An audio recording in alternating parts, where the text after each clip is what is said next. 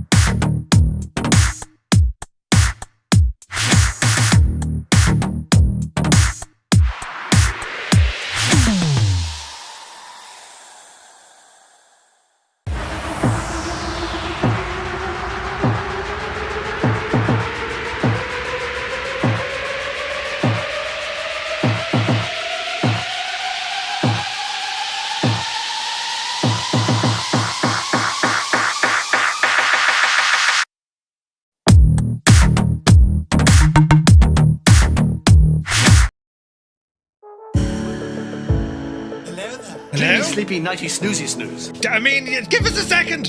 Hello? Hello. Everybody, happy Wednesday. Welcome to the middle of the week, the halftime show, the midweek shuffle. Welcome to the news. Now, it's been a very busy week since we were last here. You having the chat?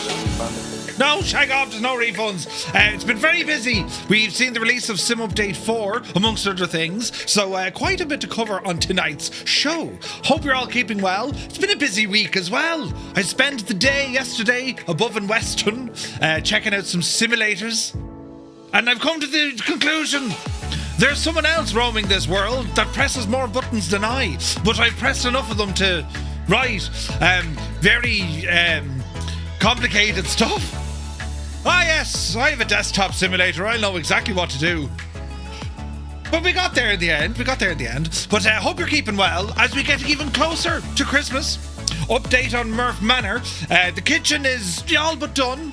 I did a job today getting the door handles. Remember I told you, the bolt that go... Anyway, I had to buy a very important drill bit, a very sexy thing, and fixed it. And now we have a door with a handle on both sides. The sitting room, the living room, that's almost done, right? Everything's painted. Now I just need to go about light fixings. That'd be dangerous. Hang some curtains. Got the curtain gadget, curtain rail. That's them. Got the curtain rail up. And what else have I to do? Oh yeah, then the Christmas decorations shall commence. Yeah, it's just very busy, but I need to get a radiator cover next. I don't know where I'll get one of those. eBay or not eBay, do you hear me? Amazon or one of those. Now, me poor beloved hands are all, I have a terrible slag, and one of me mates, right, is he's 2 kids, and I'm known as Uncle Soft Hands, and they live in New Zealand, so when they say it, it sounds even more offensive, you know what I mean? Uncle Soft Hands, right? Because I've terribly soft hands. You see, I'm an indoor type of creature. I don't like the outside. But they're not terribly soft now, I can tell you. No, they're like old rocks and stones and, But yeah, Uncle Soft Hands, that's terrible, isn't it? Uncle Soft Hands. But anyway, I do have terribly soft hands. It's only now when I think that I've just, Is there a delete button on that? Is there? Jesus! But anyway, let's get through it. Anyway, Fairy Liquid, yeah, that's the one. Yeah, thanks, Muse. What are we doing tonight, friends? Well, we're going to have a look at all the updates from Sim Update 4. There's quite a lot of them. We'll catch up with the updates from SayIntentions. They've been busy, still developing existing tech, but also bringing some new stuff into the fold.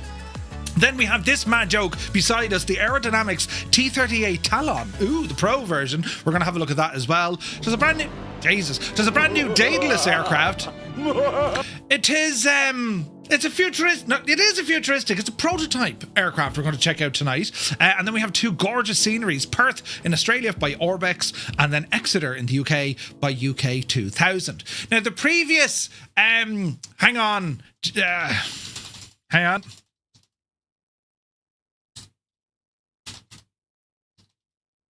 Now, what was I going to say? I was giving out this, right, soft hands, terrible now what I've just started off. Let's just forget any of that happened, shall we? I mean, you know, my beautiful attire. Yes, let's change the subject to gorgeous clothing that you can have for yourself. Follow the link on the description in the gadget in the thing. Get yourself a 10% discount because it's clothing that you wear.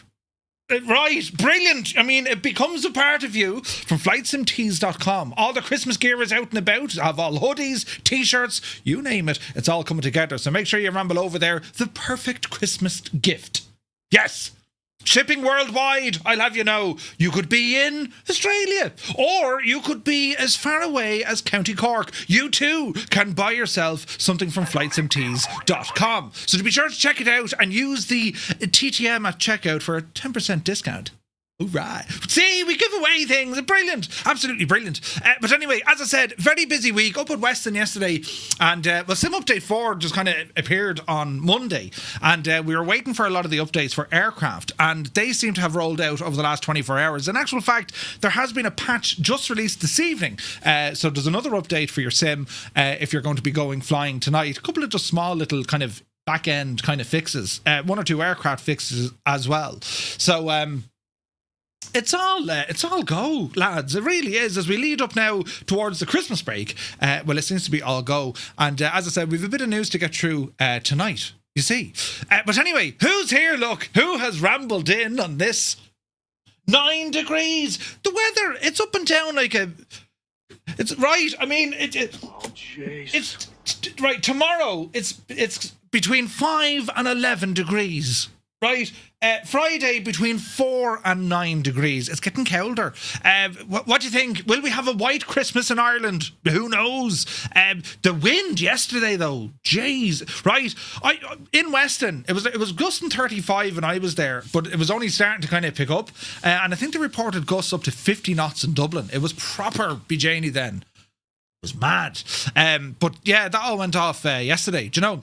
Toto is here. Good to see you, Toto. And well, ladies and gentlemen, boys and girls, it is that of Toto 2449 or 249 simply over on Discord. It's Toto's birthday today. So do be sure to say happy birthday to Toto 2495. And brilliant, absolutely brilliant news. So who's here in the chat? We'll ramble in.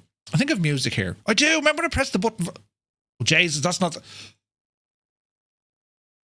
Let's not press that one. This scared the crap out of me. Ah, sure, listen. We were doing quizzes the other day in Discord. Does anyone know the original name of this song? I'll give you a clue. It's not Jingle Bells.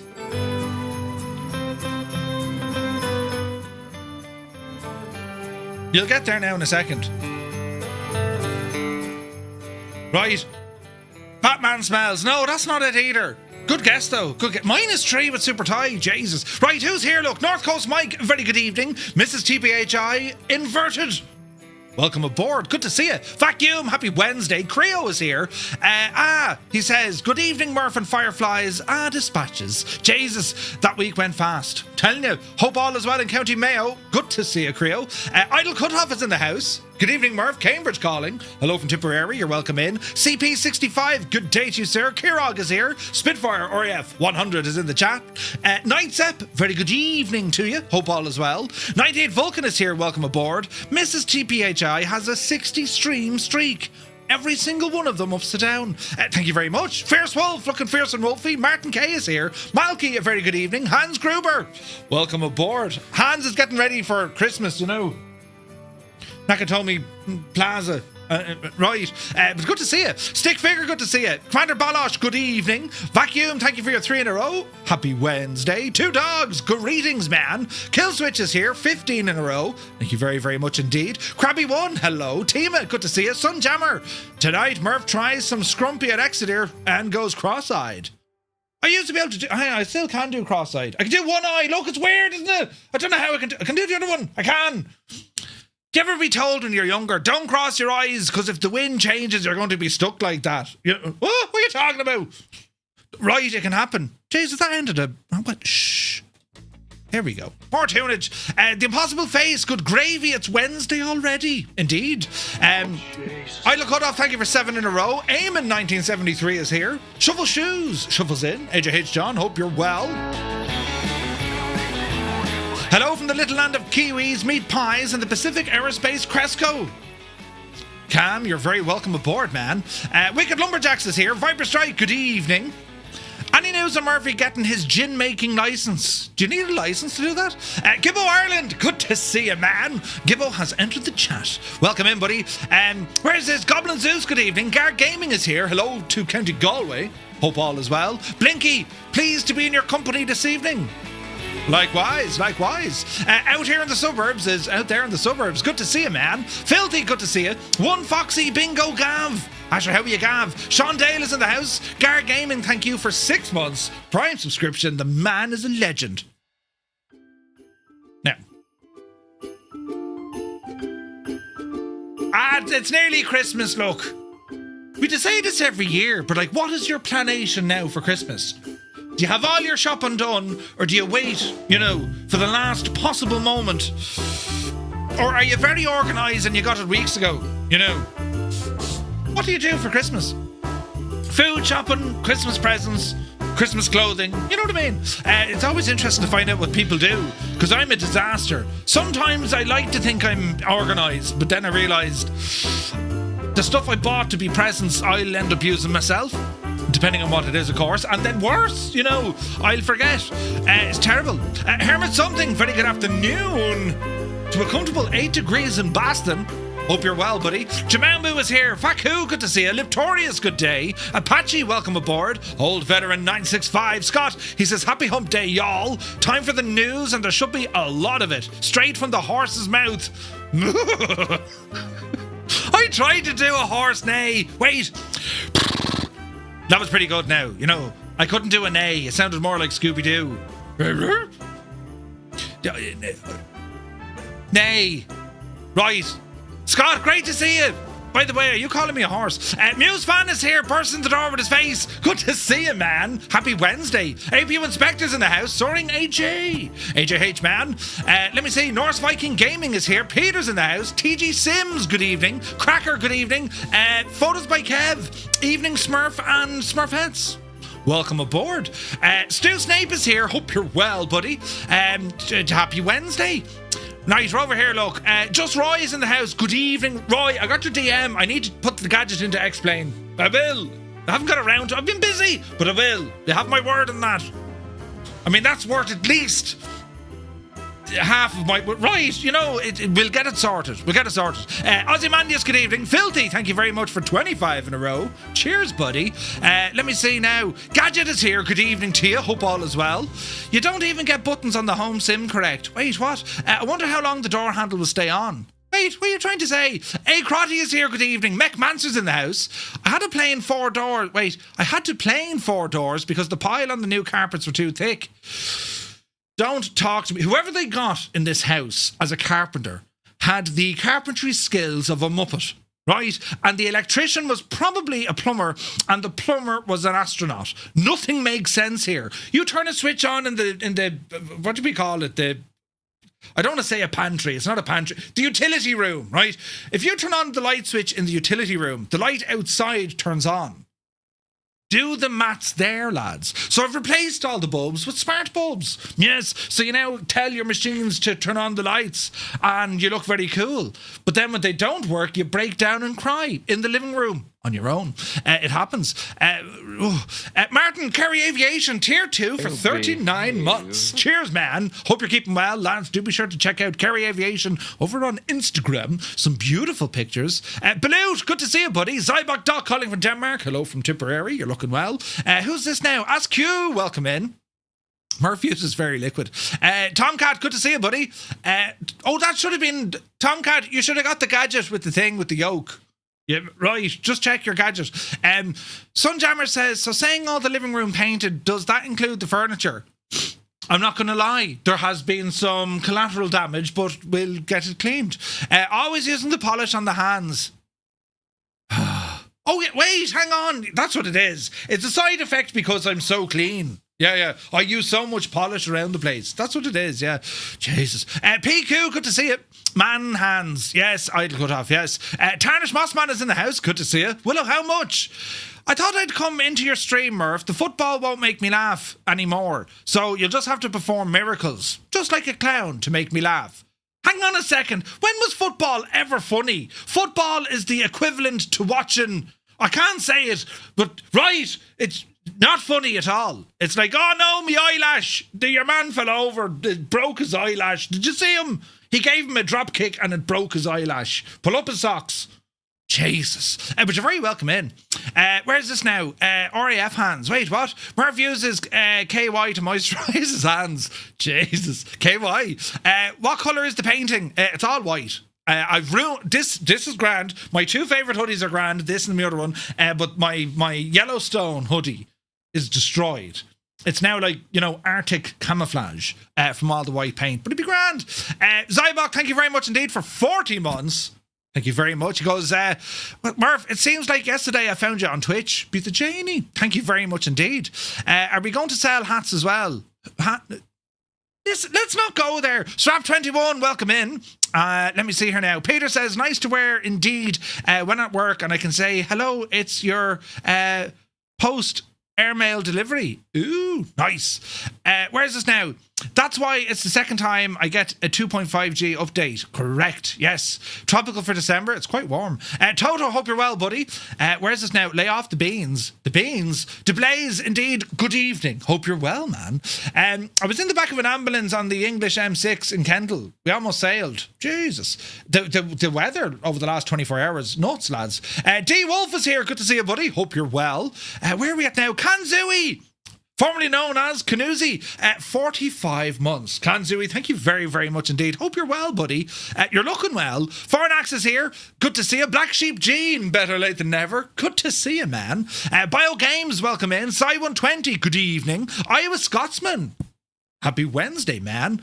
Bell Bro, he says, I thought it'd be too late to the party, but didn't take the intro into account. Yes. Famous is our introductions here. It lasts 2 minutes and 41 seconds. Exactly. From start to finish. And I don't know what it is. Every week it just happens. We manage it. You could chrono your clocks. You can synchronize your timing based off our introduction times. It's quite amazing what we can do with time here. Yes. Kev says, I buy my presents. My better half buys her presents. Oh, Jesus, that's kind of handy. Ooh. Where did you get your mouse pad from? This one. This came from the USS Enterprise. No, it didn't. It came from Temu. I bought it on Temu, and I was looking for problems with it. I was like, right, it's the USS Massey Ferguson. No, it's not. It's actually legit. It looks the part. But yeah, it's grand. It's grand. My lovely horse, indeed. Copper Pete, good evening. Hope you're well. The forgetful Larry. Well, sure, how he is. How are you, Larry? Good to see you. I'm here petitioning for the TTM Gibbo Muse and Mrs. TTM Hot Ones charity stream. Petitioning for the Hot Ones charity stream. Jesus. How does it make you feel, Kanzui? Right. Where's utility room? Ooh. Right. What do you call it? Don't say it's a pantry. Flight panels have released a set for the iFly 737. Indeed, they have. Brand new today, Scott. You got it sorted. Brilliant. Good man, Tomcat. Waffle, good to see you, buddy. Welcome aboard. Who else come in? Kev Sim Corner. Good to see you, Kev. Hope you're well, buddy. In New Zealand, apparently all those sheep farmers have soft hands from delivering all the baby sheep, says Gadget. Yeah, that's why my hands are soft as well from delivering all the baby lambs. Yeah, 100%. Mountain Man, good to see you. Mr. 90 is here. Monkey's Lips, good evening. Mac Vision, good evening. Jesus, lads, it's busy. Adam Controls, be Janie then. You're looking well. I was in the stream. Adam was controlling, playing with Chase Plane. Must be very red, is it? The USS Massey Ferguson. Oh, Jesus, yeah. It only goes out in autumn. Yeah, right. But yes, brilliant. You just love the intros. Yeah, I mean, we learn more, let's be honest, we learn more in the intros than we do the entire stream, you know. Like that time, right? Super Typhon is lurking. Dave Cleary, legend Dave. Welcome in, Dave. Kubi Montana is here. Good to see you. Mr. TPHI, ups and down on YouTube. Visualize, welcome in. The Limbics, army hand. Top of the morning to you, buddy. Jim Bridgman, good to see you, Jim. Thrust Set Simulations in the house. Electro Mov, welcome in. Who else now? Derfras is here. Sir DLW, welcome in. Who else come in the door? Stephen, good to see you, man. Stephen on the Isle Mountain. I'm here. Good man yourself. Daring Daz, well, hello. Beardy Sim Pilot, good evening. Where is this now? Electromov became a member of the channel. Welcome to Flight Crew. Thank you very, very much indeed for your support. There's buttons going on all over the place. Where is this now? Sky Riddler. No, Sky Rider. Welcome in. Sky Riddler. Riddle me this. Sky Rider, you're very welcome in. Where's this now? Striker, good evening. Hope you're well. Who else come in the door here now? Mr. TPHI, very good evening to you, sir. Hope you're well. Now, evening. Who's this? Heli Flyer, good evening. Lads, you're all very welcome. Thank you so much indeed for joining us and for rambling in. For tonight, we have the news. Where's this now? I've buttons over here, look. Yes. Right. Now, brilliant. So, oh, Jesus now. Pop's Place is here. A quick howdy from sunny Florida. Ooh, nice. Hello from not sunny at all, Tipperary. Hope you're well, man. So, what we have here, lads, the T-38 Talon. This is the one that was released by Aero Dynamics. Aero Dynamics are the guys working on the DC-10 and KC-135, I think. But anyway, it's a payware aircraft. Now, there is a T-38 for Microsoft Flight Sim. Has it released? I couldn't find it, right? So we'll see what the crack is. Grafton 11. Grafton, hope you're well, buddy. So we're going to be taking this out for a little jaunt here in a little while. Cool looking airplane, right? They had my first introduction to these machines. They have two of them outside of NASA in Houston. And it's absolutely class looking. So the aircraft you get from Aerodynamics, you'll see what the crack is because they come in different variants. But it's a most unusual looking aircraft. It's a very short wingspan, you see. And fast, very fast and very cool looking. So, we're going to be checking out this machine here now in a moment. It looks very, very pretty, though. It looks beautiful, doesn't it? It looks absolutely gorgeous now, so it does. So, I might turn them off because they're going to block a bit of stuff. Widowmaker, ooh, nice. EJ, good to see you. Echo Golf Tango Echo is your local. Oh, nice. One Fly Air, good evening. The Impossible Face, I need to stuff me fridge and freezer and cupboards by the end of the week. Otherwise, it's going to be chaos. Indeed it is. Pop's Place, gotta run off for the thing, but I'll watch the thing later. You enjoy that thing, you know, and be careful with it. That thing, right? Hermit Something says, I wanted a new Talon, but I didn't need another purchasing. Oh, jeez. Right, brilliant. So we're going to be checking this one out in a little moment. While we're waiting, turn it down now, the sounds, right? Because of all my buttons working. This is great news. And we're going to start off, friends, at the beginning, where I like to start with the news. Whoosh. Holy tabs on the screen. So this week's Flight Sim news, shout out of course to Vasco over at MSFSaddons.com, to Callum and all the guys over at FS Elite, and to the guys at Threshold as well, keeping us up to date with what goes on in the world of our flight simulators. We're going to start off tonight. News from IniBuilds. IniBuilds, the A340 and the A350 have been receiving some serious updates over the last couple of weeks. The A340, we're now up to version 1.0.5 for Microsoft Flight Simulator, and it's if you're flying this aircraft, you kind of know where we're at. It's going from strength to strength. It's just an incredible aircraft. This is probably my favorite airliner from IniBuilds. The 350 is awesome, and the A300 is awesome. This, to me, though, for me, it just got so many things right for my style of flying, or what I like to fly.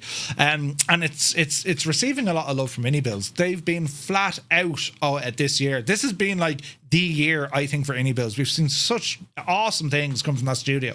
But anyway, the A340 has received another update, and version 1.0.5. The changelog, new offset functionality, cabin flight attendant panel, nav data handling, general stability for the EFB in particular. The flight model has been refined as well. System fixes affecting engine logic, art, and also audio corrections. They've been tweaking the audio on this as well, which is great to see. So it's a full changelog. You'll see it. I mean, that little summary we gave you, it's a page and a half of detail, which is pretty cool, right? So if you have the A340, make sure you get an update in the Ini Manager. You can grab it from there. Very, very cool though. And I need to do more flights on this. I really enjoy flying this machine. And do you know what it is, lads? It's because you have the option of either a freighter or a passenger variant, or Praetor, right? But it's just a cool aircraft. It's of the 90s. And I never thought, I never thought I was going to like the A340. It was like, it's so friggin' big and long and multiple, and you know what I mean? Oh, Jesus. Muse fan, I'm going to ban you on Discord. Jesus. But anyway, that's the update from IniBuilds, which is great news. So make sure you grab that. Now, iFly, with their 737, the Service Pack 1, they've started to preview this over on their Discord. It's showing off new cabin updates, engine bay detail, and early weather radar. But also, it's showing us a new EFB in action. So the development team behind the iFly 737 MAX have released new preview screenshots of their upcoming SP1 update. No idea when they're going to release this. The latest preview builds on what was described in the earlier coverage, where the update was presented as a substantial refresh that will bring a tablet-style EFB, cabin enhancements, visual improvements, and additional variants. And Service Pack 1 is expected to be the final major push update, or the final major update for the 2020 variant of the aircraft. So what are we seeing on this one? Well, there's cabin upgrades. We can see cabin shots, refined materials, seatback safety cards, right? Is a part of, you can get them at some of the liveries, I'm sure, but it's good to see that they're doing this natively. You know what I mean? Muse, you're an absolute terror. What else? Engine bay detail, cockpit and systems updates, and working on the new weather radar as well. This is pretty cool, right? I mean, look at the detail here. Savage. Very much looking forward to this machine. As we can see there, that's what the new EFB looks like. And if anyone, if you fly the iFly 7.3, it works. The EFB is actually very close to what they have in the real world, some airlines. But this is kind of what we're more accustomed to. And I got to say, well, it looks very good. Performance, Navigraph, the aircraft details, payload, doors. This is easier for us. It's more user-friendly, I think. Some of the details inside in the aircraft, as you can see, the overhead bins, they all open. Seats look great. All the texturing looks phenomenal. Then have a look at the gear bay. Have you ever seen that level of detail in a gear bay? That is like extreme detail, isn't it? I mean, look. Huh? Just go over there and tighten that old screw there, will you? Yeah, on it. Right. Have you ever seen anything like it? It's fantastic looking. We also have additional detail going in under the engine bay, or under the engine covers. So they're adding in tons upon tons of little details. And this, SP1 very much slated for 2020, but you'll see this is kind of the foundation when it goes to 2024, when they eventually get a native package over there, because, well, they're going to have all this groundwork done, right? Which looks incredible. But the detail here, I just thought it was phenomenal. I'm going to be flying this aircraft tomorrow night for a VATSIM flight. I need to get reacquainted with it. But yeah, very much looking forward to that. The 737 MAX is just a quality aircraft. Uniform Goose, good to see you, man. He said, Murph, my PCU is poorly CPU at 100 degrees, keeps shutting down. Oh, Jesus, no way. CPU at 100 degrees. It sounds like something has failed. 100 degrees is a little bit hot, 70 to 80 I think would be kind of normal, Goose. So yeah, best of luck with it, buddy. No, do not put that t-shirt up for sale. Dim not. Right, you're dealing with here. I'm going to broadcast this to the world just to see right. Look at the mess that I have to put up with, look. So here's the lads now, right? So Muse fan straight away. So like straight away, right? And then before you even know it, the lads. Shower. Absolute shower. Do love the lads, though. Hang on. Give out. I thought I was going to get in trouble because I deleted something. And next thing, look. Uncle Soft Hands. You aren't buying that. That's not even for sale. Look at the face. Look at that face. Give it. That won't get you sales at all. In actual fact, that'll break it. People will like, no, don't use things. They're really a great bunch of lads who support you at every moment, never once insult you or slag you whatsoever. They're already sold out. A great bunch of lads. I do love them. A great bunch of lads. Like, they pretty much keep this show on the road, but like, still, right, shower it comes with it comes with elbow pads. A great bunch of lads. Anyway, moving on abruptly, we shall now look at this. Stranger Things expansion has released for Microsoft Flight Sim 2024, and we also get a brand new free Huey. And the Huey is from none other than Teog's Hangar. They've just been announced as a new first-party developer, which is massive news for them. Massive congratulations to Teog's Hangar.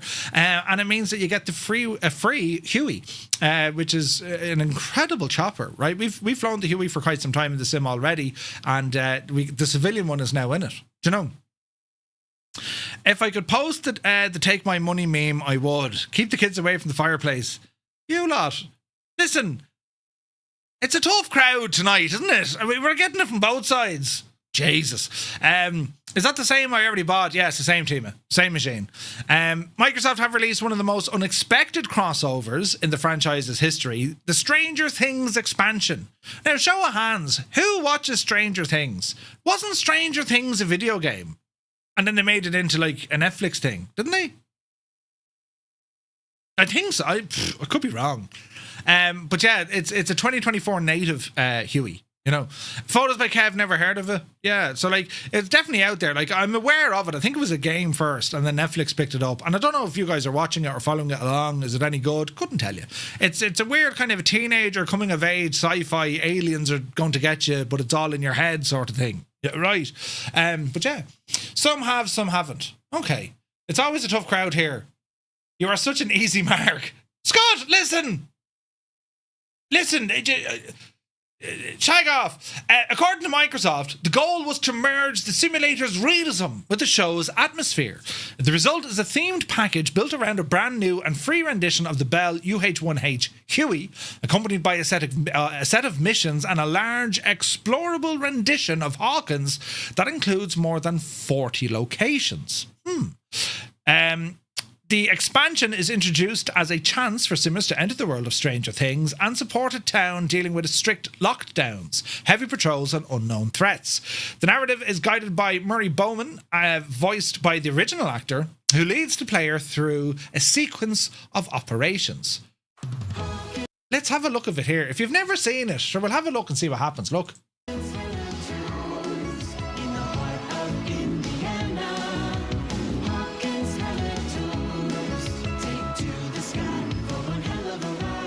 Welcome to Hawkins. The kind of town once you arrive, it's hard to leave. Hawkins Halitours is your one-way ticket to adventure. Whatever your vacation needs, we've got it. Our team of ace pilots guarantee you a flight that's fun for the entire family. Now, we can take in the sights of a town that will literally take your breath away. It really does have it all. The quaint charm of Middle America. Unbelievable weather. Oh look, vibration season. Hawkins really will send you sky high. It's the sort of town you can't help So, what are you waiting for? Call the number on your screen today.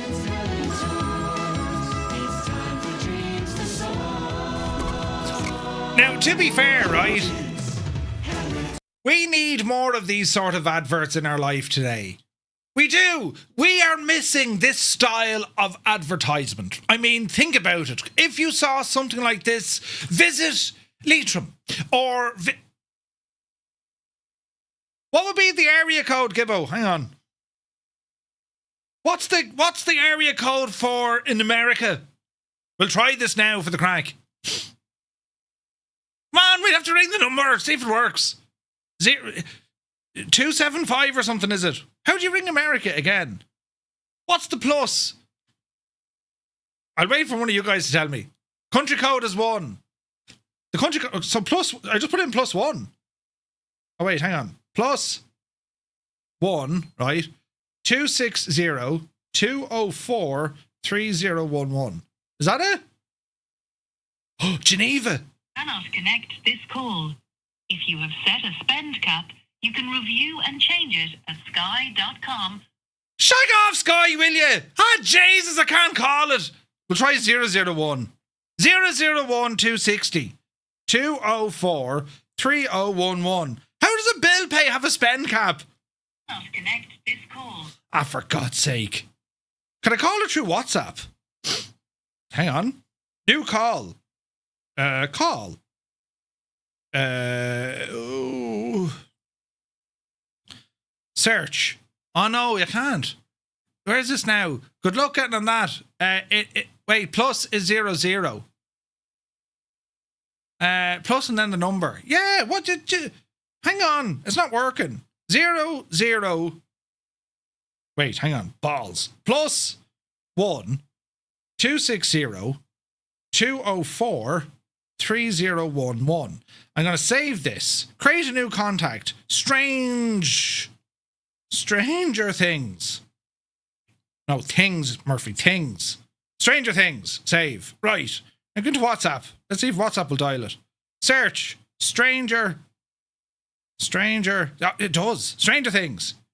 No, I don't want to invite you to WhatsApp. Can we not just ring you? Listen. You can't. It doesn't work. Thank you for inviting me to Firefly. I just need to know the server you use for Sim. Uh-oh. Who are you going to call? Turn off parental controls on your phone. I don't have... It's Sky, man. It's Sky. We could use Mr. Two-Tone's phone. But anyway, what was I saying? Oh, yeah. They should have advertising like this. We're missing this in the world today. It's very important. But I have to say, it's very kind of... it's cool, isn't it? Anyway, 5 missions built around the helicopter, ranging from supply runs to rescue scenarios and chases. And the Microsoft Flight Sim team describes them as intense sequences intended to echo the tone of the series. They are optional activities that sit alongside the standard simulator content. Once all the missions are completed, simmers can continue to explore the free map, and the recreation of Hawkins includes well-known locations from the show, such as the mall, the school, the junkyard, and so on. Just looked it up. It's a working number, and they want you to call, apparently. Yeah, but I can't... It won't work on my phone, Gibbo. Hang on. Right, let's see if she comes down and hits me in the head. Anyway, a new helicopter for all. At the centre of the Stranger Things expansion, of course, is the Bell UH-1H Huey, released as a free helicopter for all Flight Sim 2024 owners. Once the sim is updated, the Huey installs with the Stranger Things package and becomes available both in the missions and also as a regular selectable aircraft. Right, the new Huey, closely connected to the well-known Teog's hangar, originally released as payware back in 2020. The version that launched today, fully free for all users, and according to the developer, which was taken up. Wait, now, according to statements from the developer on Discord, was taken over by Microsoft, which means the project was completed and integrated by the Microsoft Flight Sim team after originating with Teog. It differs in a number of ways from the original 2020 payware product. Teog also said that the 2020 payware Huey remains a separate product, still on sale, and may receive further updates in 2024 compatibility in the future. The Stranger Things Huey should therefore be seen as a Microsoft-curated, somewhat streamlined edition of the aircraft, customised for integration with the base simulator and the Hawkins missions. Vruden, good to see you, buddy. The Stranger Things release includes several liveries for the Huey. A free update for 2024 owners. The expansion pack is free, and after updating the sim, you'll also see it in your packages to download. But it is a free add-on for it. And there be the chopper. Ooh. There's music left, right, and centre. I'll get in trouble on my video. You know. VR is supposed to be very good, Vruden. Yes, VR is supposed to be excellent. I haven't tried it yet, but I will. So there'll be the Huey.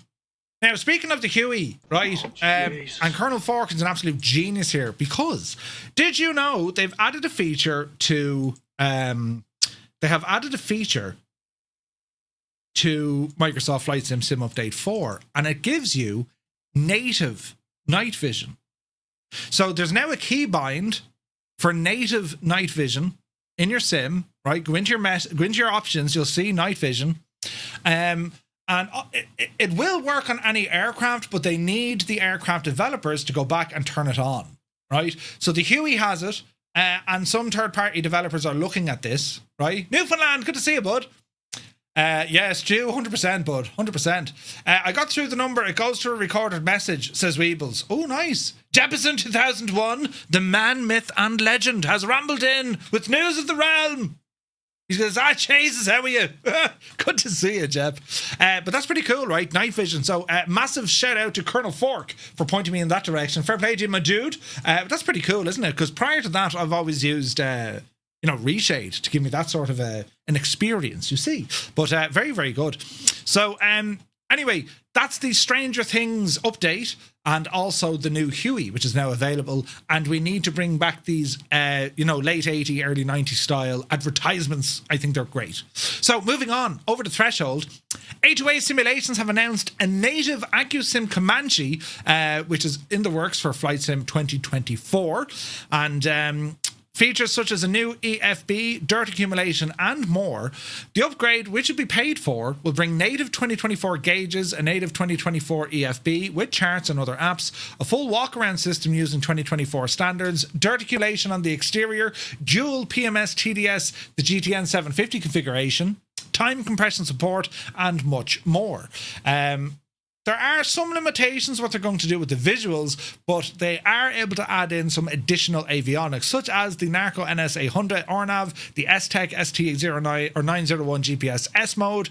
Optional Asobo G5 can be popped in there, and it's going to be an upgrade for current AccuSim Comanche owners, costing $14.99. So there's also going to be a way that you can bring your persistence, as in the history of your aircraft, if that's the way you use AccuSim aircraft, which I highly recommend.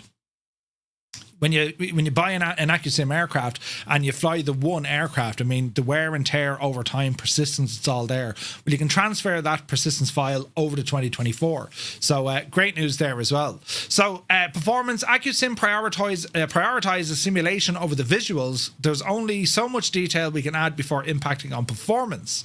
So they have some options when it's using the LODs as a native model, but keeping performance at least on par and often slightly improved over the 2020. So it's going to work pretty much the same, and they might be able to tweak it a little bit. Marketplace will be a paid optional upgrade, and they're going to coordinate with all the stores in order to do that. We don't have a release date yet, but anyone who flies the Comanche, it is one of the absolute best aircraft in the sim, hands down, one of the best. It's exciting to see this now getting a bit of a slap of paint into Flight Sim 2024. So it is a upgrade price, $15, considering this was in the high 40s when it came out. It is an exceptional aircraft though. So yeah, if you have the Comanche, the 2020 version works just fine, but you're going to avail of some of the newer features in 2024. So moving on, Skyward Simulations have shared new C680 screenshots. This is the Citation Sovereign Plus. Skyward Simulations recently shared a development update for their upcoming Cessna Citation, the Sovereign Plus, and the project has come a long way, gone through numerous stages to get where it is now. Although the announcement of a release date is not here yet, well, the update contains some new screenshots and a comprehensive feature list. Now, This machine here, you might be looking at and say, but sure, I have the C750. Very, very similar aircraft. Very similar. So, you know, what do you get with this machine? Visually, it looks outstanding though, doesn't it? It looks very, very pretty. Modern avionics, of course, in these business jets. Looks the part, I gotta say. Beautiful cabin here as well. But of the features that we can see, detailed bus logic, 170 plus simulated circuits, including battery temp, ground power, and so on. Anti-ice, fully simulated, bleed air, accurate pneumatic layout, fuel and hydraulics, realistic fuel cross-feed pump logic, hydraulics model, accumulator, gas fluid dynamics, and parking brake. FADEC and an auto throttle. Pressurization has a data link. Fully simulated ACARS and CPDLC, also with SATCOM installed. Oxygen water usage with state-saving control locks, and also a takeoff and landing computer for V speeds. The G5000 avionics and EFB, synoptics, dedicated pages for electrical, fuel, hydraulic, and system. It has GTC central control for your data links, D-ATIS, telex, ocean island clearances, and so on. Has a crew alert system. The EFB tablet will have service, which manages your payload, ground services, and system states. Flight displays sim brief, checklists, and settings. The model, numerous interactive exterior panels, doors, service points, cabin details, optional ground equipment, they're all there. Performance reported by testers to be in line with default Microsoft Flight Sim aircraft. And the EFB is feature-rich and intuitive implementation for aircraft control, flight planning, and checklists. I gotta say, it looks very, very nice indeed. Where will this stack up to the C750? Well, I would say very, very close, right? Very, very close. Beautiful looking aircraft, I gotta say. They're a very sleek looking machine. And yeah, really liking the layout of what's going on in here as well. Very, very nice. So looking forward to that one. So there, Skyward Simulations C680, which is that one there, right? This is one of those news nights that ends with me spending a ton of cash. Pieman Jim, yes, yourself and Wombat, indeed. Bat is here. Good to see you, Bat. Welcome in, buddy. Now, moving on, iBlue Yonder, Stark's Twin Oaks Airpark comes to Microsoft Flight Sim 2024. They've updated its recreation of Stark's Twin Oaks Airpark, Sierra 73, for Flight Sim 2024, dubbing it as the most advanced simulated Willamette Valley GA airport ever. The small, privately owned general aviation airport, nestled among the rolling farmland and orchards of Oregon's Willamette Valley, have been a beloved destination for flight simmers for nearly 2 decades. The latest update, the iconic airpark, has been completely rebuilt from scratch to take advantage of all the new technical advance in Flight Sim 2024. Little video here, we'll have a now look and see what the crack is.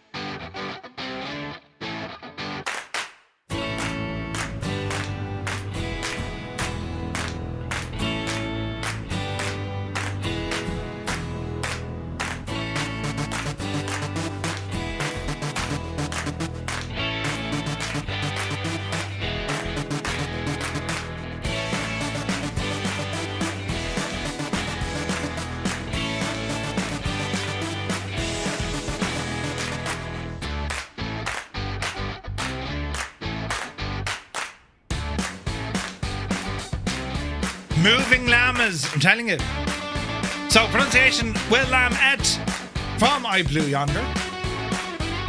Very fancy looking, isn't it? Very fancy. So, yes, completely rebuilt from the ground up, and Quirky Airport no doubt remain a highly atmospheric destination for flight simmers, thanks to Bill Womack's ability to capture the details around the airport. Multi-level sloping runway also represented in the scenery as well, and you can pick it up right now over on Contrail in and around $11 US. Big Al is here. Good to see you, buddy. So yeah, it's $11 for a nice scenic little GA airport. Why not? The pictures look very nice. The video is lovely as well.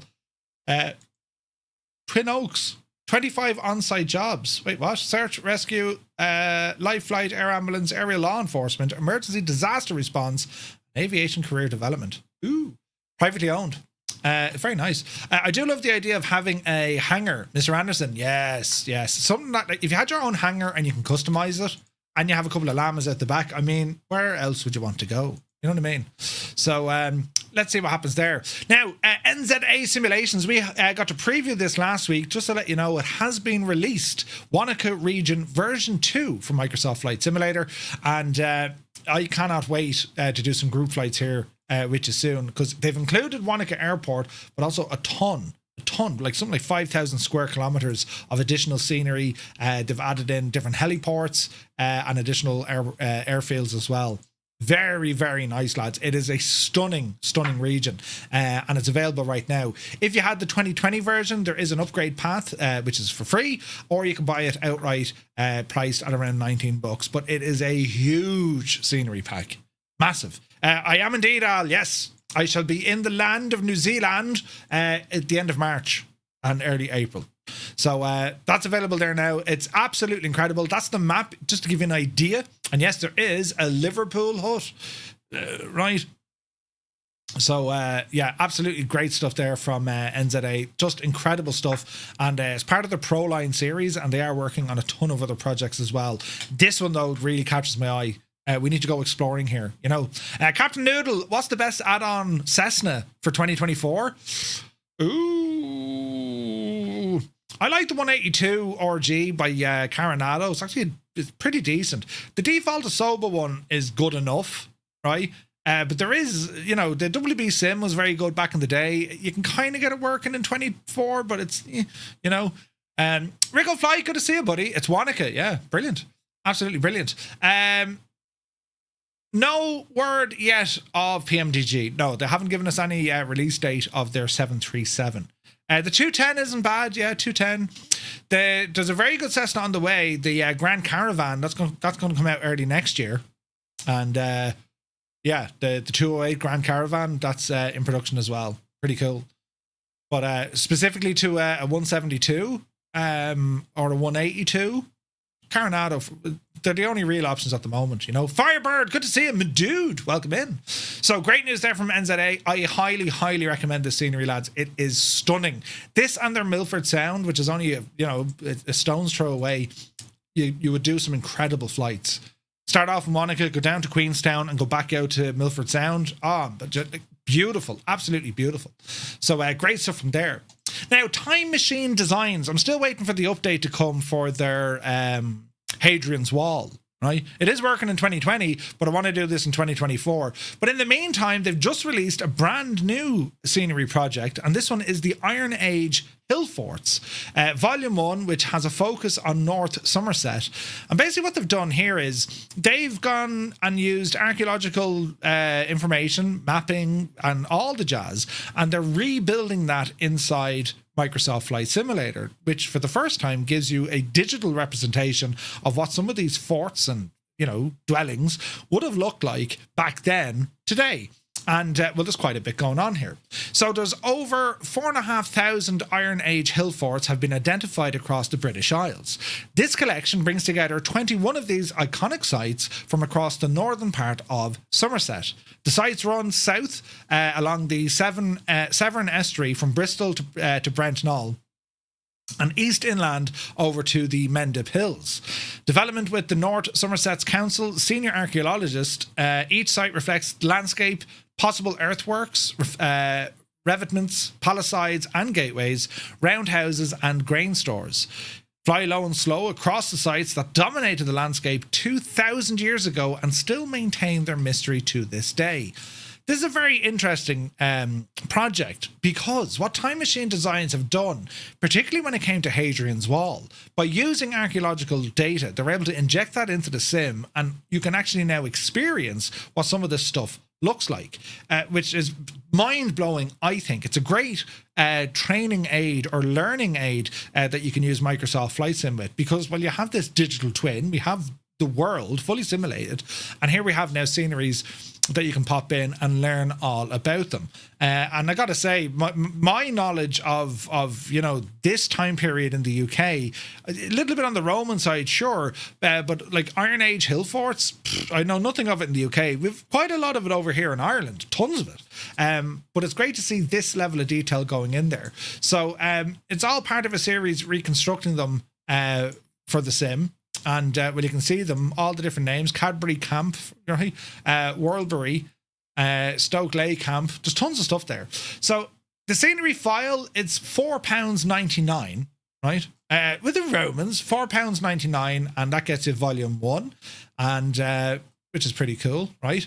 All part of a series. 21 of these in volume 1, I believe, is it? Or is it 16 or 21? 20? Yeah. So you're getting 21 of these for £4.99.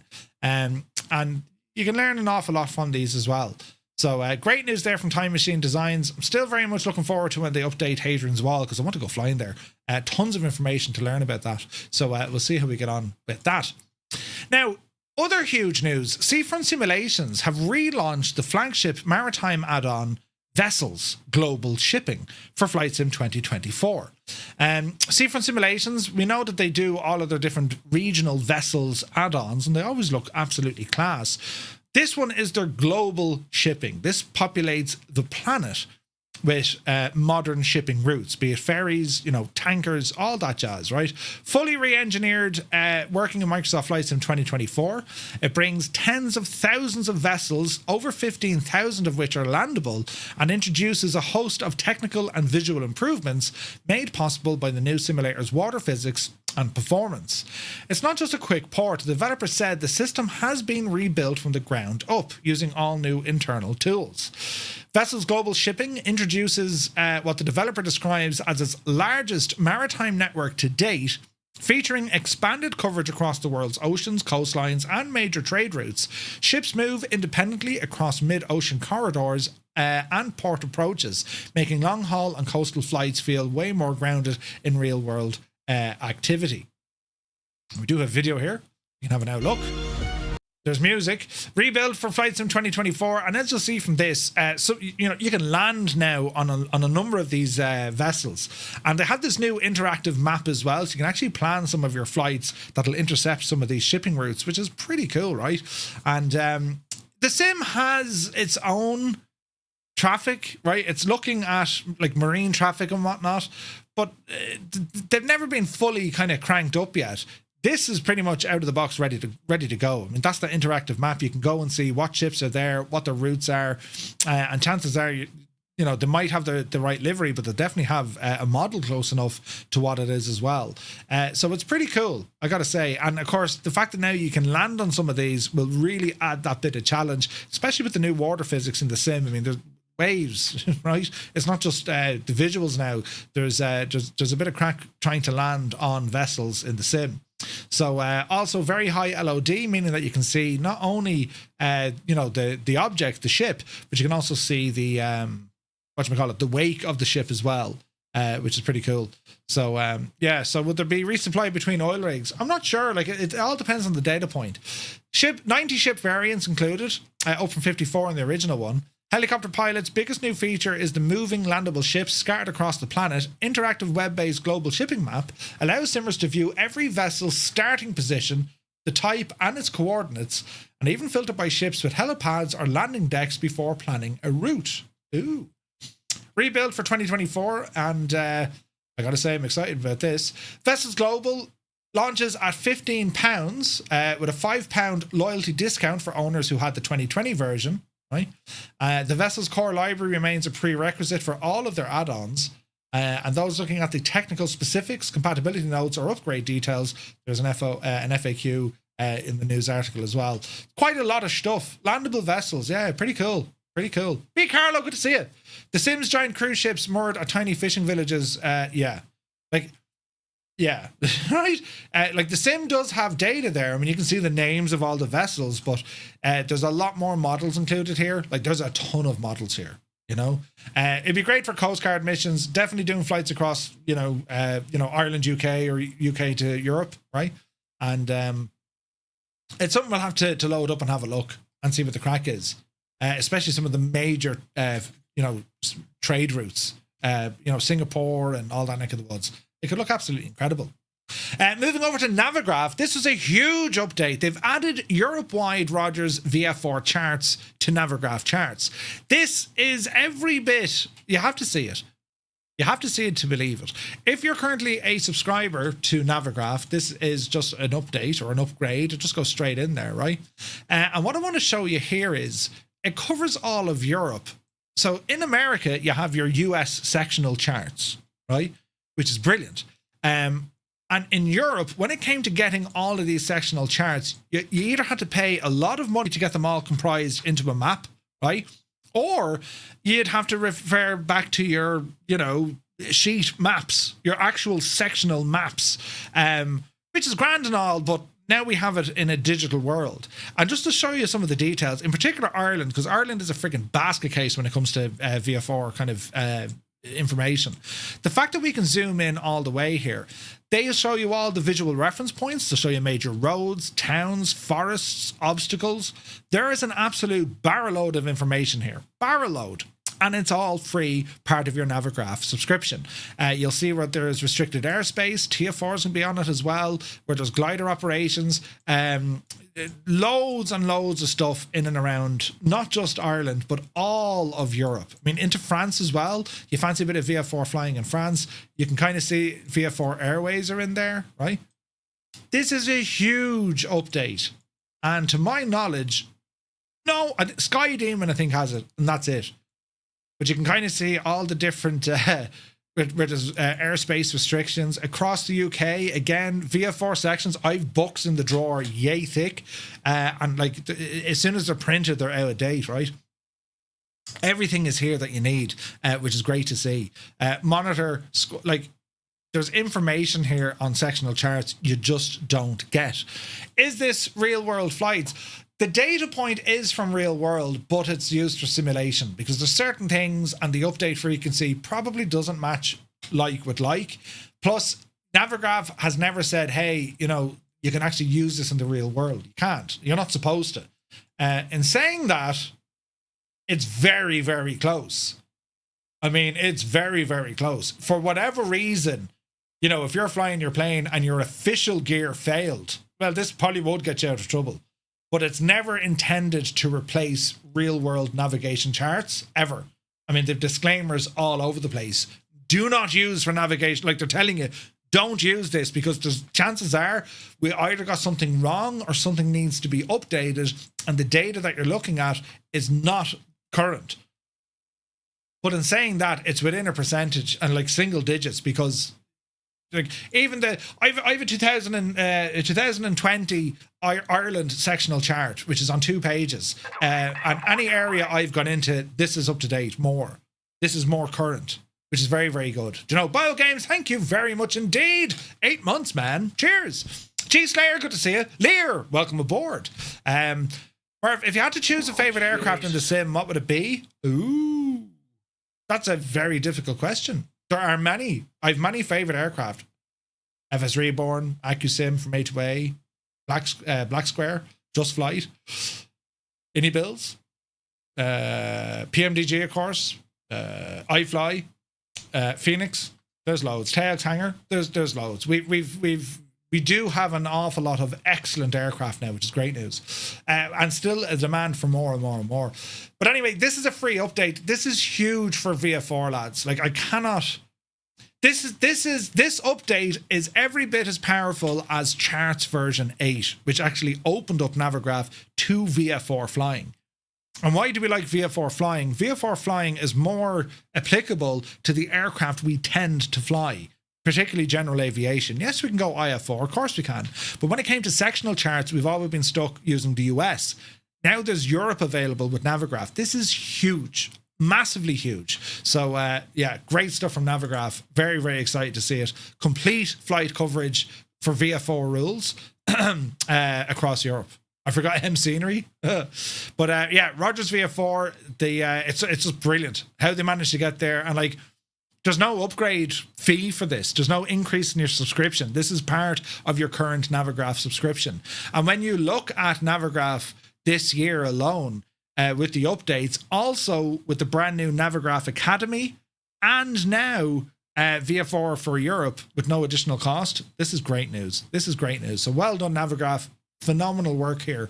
And I think the next thing we're all waiting for now is Simlink version 2, and that'll bring in all the taxiway stuff and all the jazz that they showed us at Expo. So yeah, looking forward to it.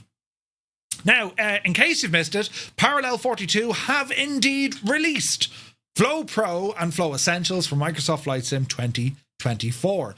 This is an add-on, one of two that we're certainly keeping a lot of folks in 2020. Now, it's not to say that it is a like-for-like product. There are some features that Asobo, for whatever reason, have locked down that Flow can't access yet, but give it time, it will. But effectively what it does, Flow Pro or Flow Essentials, it allows you to interact with the sim without having to go through all of, additional menus and click spots and all this kind of stuff. Right. So what we have in 2020 in terms of how to make it work and how to edit and customize it, it's still applicable. It's the same bit of software.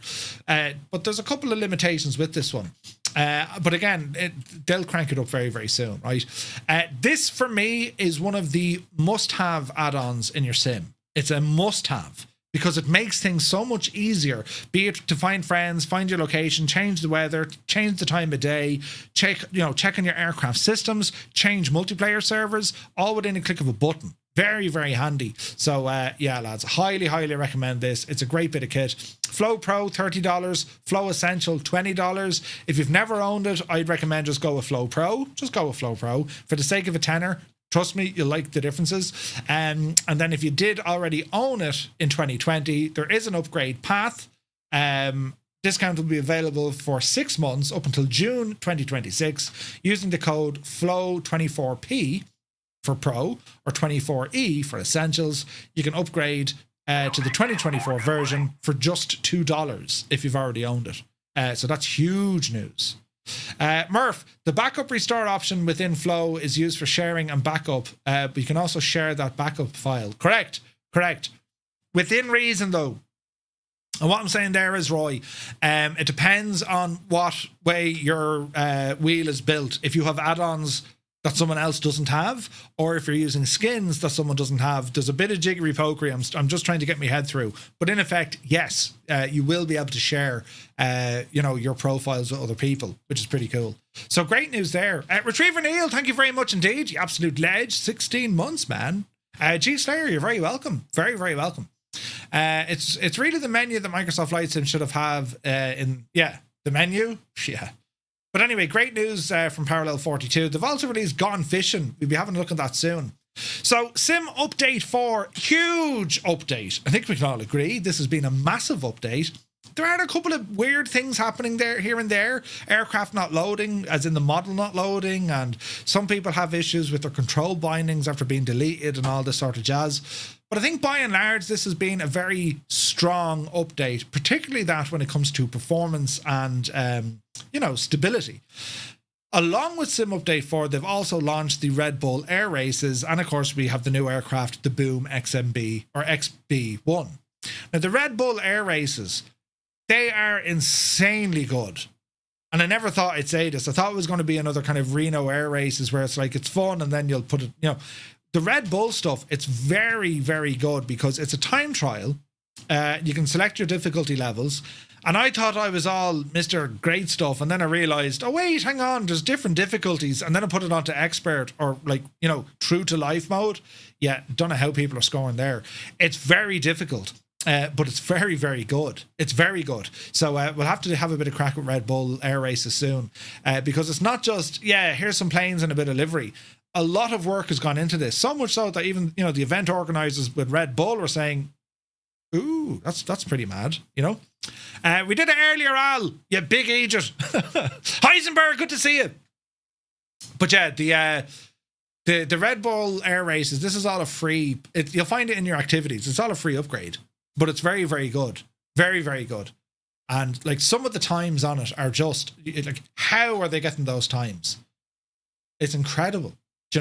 And the different racetracks that you have, just absolutely class. I keep having a DXGI unknown errors in Sim Update 4, says Sean Dale. Graphics, DXGI, possibly graphics card, Sean. Make sure you get an owl update. But yeah, Big Al, we covered the Stranger Things there a little while ago. It was pretty cool. Flying Winnebago, good to see you, buddy. Welcome in. Now, some of the other stuff, when it comes to the update or the release notes that they've done, me and Naughty Gnome reckon you cheated on your times. We're about 15 seconds behind you and you can't catch me. Listen, I don't cheat. I'm just... But as good as I thought I was, then I saw others. I was like, huh? How did they do that? There's people who are like 20 seconds ahead of me. I'm like, come on. Yeah, right. It's pretty cool looking though. Pretty cool.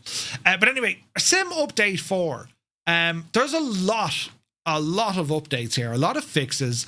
It's been some time coming, but it's now here. A lot of bugs have been squashed. A lot of crashes in particular have been fixed. So they've a lot of fixes there. Bug fixes then. I'm finding the menu system a little bit faster. Loading in and out of flights a little bit faster. Loading the sim is a little bit faster. So there are certainly things things are working. And if you're Black Square aircraft, by the way, if you want to get your tail number on it, just make sure that you go into the tablet of the Black Square aircraft and click on that Sim Update 4. And that'll put your tail number on, right? And that's just one of them. The night lighting has been enhanced. Weather has been enhanced. And overall, generally, it's a much better looking and running sim. In saying that, I am aware people are having issues now because they're still getting these texture problems, right? The sim is not loading sharply. I'm not sure what's causing that. Is it data coming in that's being streamed? If that's something that's happening to you, you know, check your rolling cache, delete your scenery indexes, give it a good refresh and see how you go again, you know? So yeah, it's I think it's been a huge update. There are some things, I mean, they touched on multiplayer, basically giving us two options for high fidelity models or basic models, and I'm still doing a bit of testing with that because you can actually download all the Asobo passive aircraft. You can actually download those locally, so then the sim really has no excuses if it doesn't load the correct model. I'm still testing that to see where it goes. Model matching is still an issue. You probably need to, refresh multiplayer on and off to reload everything. That's kind of where it's at. Giant pain in the ass that we can't access that with Flow. Not their fault, but it's all we need to open the door that we can use the menu system of the sim through Flow, right? But it's a major step forward. Is it 100%? No. Will it ever be 100%? No. And if you think it will be, well, we're flight simmers. It'll never be 100%, but it's getting damn good now. And people were saying, 1 year on, this is the way the sim should have released. You could argue that, but outside of all the drama and all, I think it's very important that we recognize the team at Microsoft Flight Sim. Forget about your publishers and all this kind of. The team in Microsoft Flight Sim, which is made up of, Microsoft Flight Sim and Asobo. Over the past 12 months, I think, considering the hot mess we got on release day and the issues and problems and all the jazz versus where we are today, well, I think they've done an incredible job. I really have. I mean, for the last 12 months, head down, worked hard, and the sim is now in a position whereby, yeah, we all agree it's absolutely brilliant. Yes, there's problems. Yes, there's issues. Of course there is. But overall, as a simulator, it is absolutely brilliant. And I just think they've done a cracking job. Do we want to see more? Hell yeah, we want to see more. Lots more. But this, I think, Sim Update 4 has been a very positive update so far. It's been huge. Dougal McTavish, good to see you, man. Hope you're well. I just downloaded the areas I want. I won't always have super internet. Yeah, no, that can do. Yeah, that could do.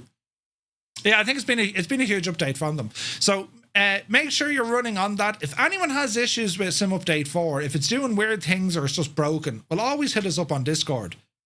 Surely one of us at this stage, there's enough of us here in the audience tonight, surely there's one of us who have come across an issue that you're having and we can help you get it sorted. All right? So, yeah. If you have any issues when it comes to your sim, if it's not doing what you need to do, well, that's what our community is there for. We're there to help each other. So if you have any questions, hit us up over on Discord, !Discord, and that's where you'll find us. Now, Callum caught up with Jorg a couple of days ago. I'll link you to this video. It's over on FS Elite, right? Because they were talking about the PlayStation 5 and so on. Wombat, good to see you, buddy. Hope you're well. But the idea behind this, it was just a chat, right? Callum had a chat with Jorg. How are you getting on? How are things going with PlayStation? With Sim Update 4 coming around, and you know what are things going to look at kind of for next week, right? So, you can watch the video. It's about 20 minutes. Callum and Jorg having a chat. And a couple of things I kind of took away from this was, now that Microsoft Flight Sim is available over on PlayStation, well, there is a bit of a gap when it comes to available hardware, right? We know, I mean, on PC we're spoiled. We have all the hardware. A little bit made it to Xbox, right? Thrustmaster, Honeycomb getting in there now, Turtle Beach, of course. But there's a lot more for the PC. On PlayStation, there's Shag All, Thrustmaster, and a couple of other bits and bobs. Nothing major. There's nothing major on PlayStation, right? So what, a bit of a chat here, you'll watch it in the video. Callum asks the question, you know, what's the old relationship like and hardware, and might we see hardware becoming available for PlayStation? And I'm paraphrasing now, but Jorg says, I can't tell you, but I can tell you that we're talking about it, or they're talking about it, which is good news, right? So I don't know, is that the case that, you know, Sony is going to open up their infrastructure for, I don't know, the WinWing or Moses of this world to be able to use their platform? Couldn't tell you. But they know it. I mean, they know it. It's not like, oh, we never thought people on PlayStation would like to use all this hardware. I mean, you know, that's not the case. So that was one thing. The other thing was, Callum brought it up about crossplay, this natural crossplay. Before, you know, we're on PC or on the Xbox and we fly together, not all the time, but people fly together in group flights. I mean, that's what we do, right? But then you've all the PlayStation guys and they're kind of, well, they're stuck on PlayStation. It's almost like being on VATSIM. They're stuck to that network and that's the end of it. So again, the question was, hey, can we get some sort of crossplay going on here? So, you know, Jorg shrugged the shoulders, you know, nothing we can do. We'd love to get it, but not there yet. But then he said something very interesting. And again, I'm paraphrasing. Captain Canada is here. Good to see you, man. Love you long time. Dude, I hope you're well. Haven't talked to you in ages. You're very welcome aboard. Defined Prawn, good to see you. Broken Lights on the A300. Ooh. Haven't tried it yet. Anyway, basically, paraphrasing again, Jorg said, if there's enough noise, you know, or demand from the community, well, then we would have to do something. Right. So I said, that's not it at all. Here it is. I said, right, let's make a bit of shagging noise over this. I'm going to send a link in the chat now, and that's going to bring you over to the Microsoft Flight Simulator official forums, to a page that says PlayStation multiplayer crossplay with Xbox PC, or PC Xbox. So far, we've had 60 votes. We need about 60,000 votes. Right? Tell your friends, tell your family, you know, tell them at mass, put it on your shopping list.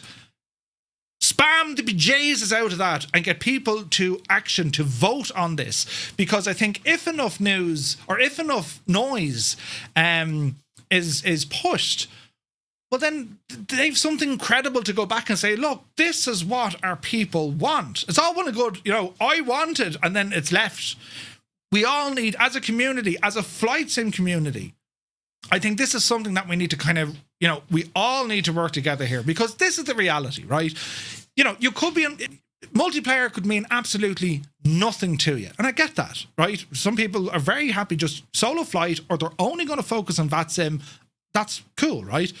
However, Microsoft Flight Simulator as a platform, as a simulator itself, there should not be any sort of segregation at all. It should be all users together. The reason why I'm saying that, if you have kind of like a splinter group gone off to one side where, you know, PlayStation will only operate with PlayStation, you're going to divide the market within reason, because you might get someone who develops for PlayStation only releasing on the PlayStation. Or, as we already can see, there's aircraft add-ons, there's hardware, and there's communities who are locked on PC and Xbox that the PlayStation guys are looking over going, yeah, I wish we had that. You know what I mean? So I think this is better for the whole flight sim community if the whole thing was opened up, and multiplayer crossplay is the start of it. It's only the start of it, but it's making sure that we're all in this together. Because I think that's what we need. Do you know? So make sure you get over there, vote on the gadget and say, hey, yes, we want this, please, pretty please, you know, and see what happens, right? But anyway, have a look at that video there. It's gone into the chat, Callum and Jorg, very, very good chat, and it was great to see. And then vote on that thing straight away and tell your friends, right? And we'll see what the crack is. What else? Over to X-Plane. And X-Plane has just been updated. Another little update. This one primarily looking at a hotfix. Votes are up to 73 now. Go on, the lads. With X-Plane, there was... I saw QA streaming it the other day. There was an NVIDIA update. Causes a bit of an issue. Shagged the thing. But now X-Plane have responded. They were talking to NVIDIA. 12.3.3 has now been updated. It's a relatively small update, like 40 megabytes or whatever. And X-Plane is running very, very well now. It goes without saying. That sim is looking incredible. What's coming next for X-Plane? Well, they're going to be working on next-gen scenery. That's part of the roadmap. They've published the roadmap. But also, they've been working with Toby. Good man, Roy. They've been working with Toby, and they're going to have native support for Toby Eye Tracker in X-Plane, which is great news. So that's all coming down the track. Toby does work, by the way. And, you know, if you use other programs like OpenTrack, you have a lot of options there when it comes to using Toby and so on. You know what I mean? So, yeah, great news there for X-Plane pilots. Saw this as well. Prepared. Ooh, that crowd. They've announced synthetic environment generator Fuse. Huh? We'll talk about it.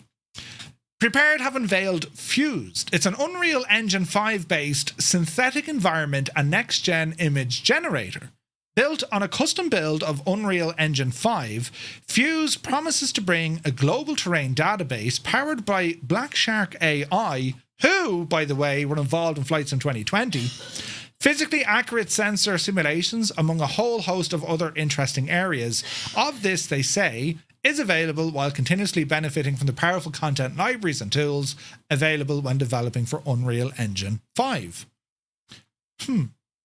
What does that mean for us? Well, if you can understand how the friggin' licenses work with Prepared, effectively what this means is, globally, they can inject Unreal Engine 5 sceneries and objects and all the jazz within little bubbles as you're flying along. This is potentially huge. Because as good as the engine is of Microsoft Flight Sim, and Asobo have built a very good engine, it's gorgeous. Unreal Engine 5 is frightening how close they can get that to real world. And these are all early images. So from a flight simulator, to be able to then inject and ingest Unreal friggin' 5 could be huge, lads. Now, Prepared is still very much a training aid, very much aimed on the combat side recently. But a full round Earth multispectral material encoding globe, including high fidelity areas of interest surrounding over 1,000 worldwide airports, detailed airports and cityscapes powered by a partnership with Black Shark AI, a mature infrared math model derived from over 25 years of prior image generation development, compatibility with simulation standards of DIS and CIGI, support for multi-channel image generation, a library of converted models from legacy products, and also access to additional native Unreal Engine 5 models, compatibility with Fab, Epic Games Digital Marketplace for Unreal. It's potentially a bit of big news to see, well, what can actually be ingested here. More on that, I suppose, once I kind of see more of it, but it's for anyone thinking, yeah, Prepared is gone, no one uses P3D anymore. This is fairly loud now. This is like, hang on, they're doing what? Right? So this could be huge, right? Just worth noting, it's not a consumer sim. No, it's not. Or at least not at the moment. Not at the moment. They've no real interest in going to consumer market. You know, what P3A are doing, they want to sell this to like schools and military colleges and all this kind of jazz. But you just don't know what's going to happen, because if they make the link with Unreal... No, don't forget, lads, there is another flight simulator on the way that has the Unreal Engine built into it. Well, it's not really a flight simulator, but there's flight simulation in it. I forget the name of it, the name of which escapes me now. But we saw it at Expo, and it's due to release, well, it was supposed to release this month. I haven't seen it yet. Airland or something it's called, right? And that's mind blowing what you can do. I just haven't seen it yet, you know. But I thought that was interesting from P3D. Do you know?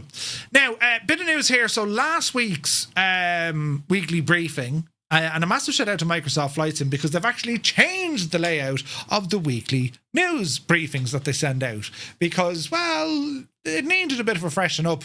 And I got to say, I really like it. They come through a weekly recap. So, you know, this is last week, so it's all about release dates for PlayStation 5. But also then any updates to the sim, any aircraft that they're working on, any marketplace updates. And then they go into the community, what's happening in the community as they look back at the previous week. And I thought this was cool because they're looking at these recent community events. And I love this. I mean, Flight Sim community, lads, that's what it's all about. Like that is everything. Without it, there is nothing. You know what I mean? Developers, users, pilots, people who just like the sim. It's all about the community. So I like what they're doing here. Anyway, the recent community events, of course, World Flight that took place a couple of weeks ago. We were made famous. Look at the head in it because we had our Dublin meetup, right? Which is loads of fun. But they're also mentioning now upcoming events. And I love to see this because the next BAR event, the Bravo Alpha Romeo event, is taking place in none other than Maastricht on the 17th of January. And it's being hosted at Flight Sim Fest. Now, Flight Sim Fest, right? Flight Sim Web Shop. You know Jeremy, he's behind this. And Flight Sim Fest is taking place in the MECC in Maastricht between the 15th and 18th of January.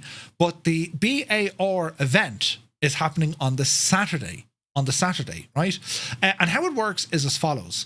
The main event, which is happening, Flight Sim Fest, that's all taking part. You read about it, what's happening. Very, very interesting stuff, right? But the BAR event, there is an area in which you can register, and that'll give you free access, right? And that's going to be a BAR event. There is a limit on the number of tickets. If you want to go, immediately go to this link now. Immediately. Because tickets are going to sell out very, very soon. As in, very, very soon. So make sure you grab tickets there. If you're going to be in Maastricht in January, grab a free ticket. Because that's where the next one's happening. And then there's other news here. The Aussie Group Flight Team celebrating their 1,000th community event. So it's so cool when you see this for the community stuff, you know. Community videos then as well. Cowtown, he's been absolutely killing it over the last couple of weeks or last couple of days with all the PS5 stuff, and great to see it. So that was all the update there. So the BAR events, we were lucky enough, we launched the first one in Dublin. There's me after a couple of pints and other people enjoying many pints. But do be sure to check it all out. The BAR events, Flight Sim Expo, FS Weekend, all of these events, which are great to catch up on flight simulation, the hardware, the software, add-ons, all that jazz. The most important thing is you get to meet the people involved. You get to meet them, have a chat with them, talk about aviation and simulation. It's awesome. It really, really is. And like anywhere I've been to, you know, in the States, London, the Netherlands, anywhere I've been to, any sort of a flight sim thing, it's always been a very safe and approachable environment because, you know, you have people who may not want to be talking face to face with other human beings. It's far easier to do it in a computer. But I can promise you, it's a very comfortable environment. We are, at the end of the day, just people, right? So if you're a little bit, well, I don't want to do this or I want to do that, just do it. Just go. It's fantastic. Did Epic Fool get an honourable mention for doing a bit of a world flight by helicopter? Yes, there's signs now, virtual signs in the world. Have you seen this man? And it's a picture of a helicopter going one direction while all the airliners are going another direction. Epic Fool, good to see you. But yes, Epic is very true. The madman flew helicopters on world flight. Everyone is approachable, even those with weirdly small hands. See? I said something nice for Epic Fool and he came back and he stabbed me. But yeah, Epic Fool, you mad devil, flying helis during world flight. Why not? You know, why not? But yeah, Yeah, pretty cool. Pretty cool. So, yeah, great stuff there from Microsoft. The BAR events, it's a brand new initiative. You could organise it in your own town. If there's 2 or 3 folks who flight sim in a region, come on, we're going to meet for a coffee or we're going to meet for a beer. It doesn't have to be a big event, right? What we did was a lot. What Jeremy is doing is a lot. They don't need to be that big. You go to your local airport. Just hang out. So yeah, if you want to learn more about it, go on over to the Microsoft Flight Sim forums. You'll see the BAR events there and have a look at it. Absolutely deadly, right? Let's avoid the heli topic, the 225 and the poor Huey. The 225, I took it out for a quick spin earlier on. Wasn't impressed. There's stuff broken on it. But yeah, for all the updates required, they broke important stuff. But anyway, I digress. Now, news from SayIntentions. So, our weekly news, we had a quick look at this last week with RAS, Runway Alert Awareness System, or Runway Awareness Alert System. It's available now as a preview for the partners. And basically what RAS does, and just to explain why there's partners involved here, right? Partners get early access to stuff that the team work on, but think of it as it's a small testing field for the lads to say, right, look, we've made this, you lads give us the feedback, and if you're happy with it, then we release it to other people. That's how it works, right? With RAS is a standalone product. Usually it's fitted with the aircraft like we have with the iFly, or you would have to buy a third-party product. VRAS is one of them. But SayIntentions are now, well, they said they'll make their own. And it doesn't have to be like, this is just something that's available if you want it turned on. And what it does, it'll give you the approaching runway, approaching taxiway, how long is the taxiway, how long is the runway, feet remaining. And it's just something that just runs. And it's brilliant. Genius is what it is. And the timing of it is excellent as well. I mean, it's just very, very good. So great news there for anyone who wants to get that extra level. If you've never heard what RAS is, it's like approaching 2-4 left 6,000 feet remaining, that sort of stuff, right? But anyway, that was very good, wasn't it? But anyway, what else have they been working on? More updates, more bug fixes, more reliability is being turned into SayIntentions with their AI traffic. Better management for the traffic, improved head-on taxi conflicts at busy airports, improving the runway sequencing has been a challenge for them. They're getting there. And also much, much faster ATC responses. They put out a couple of updates recently that were shaving like a second here or half a second there or this, that, they're looking at all the response times now, and that's the next bit. How do we get the information from the user into the system, back out to the user? And they're making great progress on this, and there's a lot more coming as well. Also, as it is, of course, Christmas, Santa. You can now have Santa as a cabin crew on any flight, bringing some festive cheer to your virtual flights. And you can also do some Christmas-themed missions as part of SkyOps. And we looked at SkyOps last week with the missions board, but also being able to create our own custom bespoke made missions. For example, flying a Muse fan to watch Lord of the Rings with a Flight Sim Tees hoodie and a can of Coke. You can do a lot of stuff with it, and I love it. SkyOps, I think it's just one of the best things available in a flight sim. Think about it. You can create your own missions, be it search and rescue heli, air ambulance, VIP transport, freaking firefighting. Doing an awful lot of stuff. It's awesome. So another update now, of course, for Christmas. Santa is there. Pocket Sky also receiving major updates. And if you haven't already tried Pocket Sky, this is excellent. It's an app that lives on your phone. You can now browse the mission board. You can browse company routes. You have a briefing page. Every message that comes to you also appears on Pocket Sky. So it literally means you leave the sim running and, wander off for a while. All the information is coming through in your phone. It's very, very good indeed. So, airport operations, also gate request map, right? That's all available now. You can view an interactive arrival airport map and your assigned gate, filter to show your airline's gates or all gates. So inside our virtual airline, we can also start targeting this as well, because Firefly Air is registered with SayIntentions, right, as a virtual airline. So there's actually airports we could dial in to say, these are the gates in which we operate. That's pretty cool, right?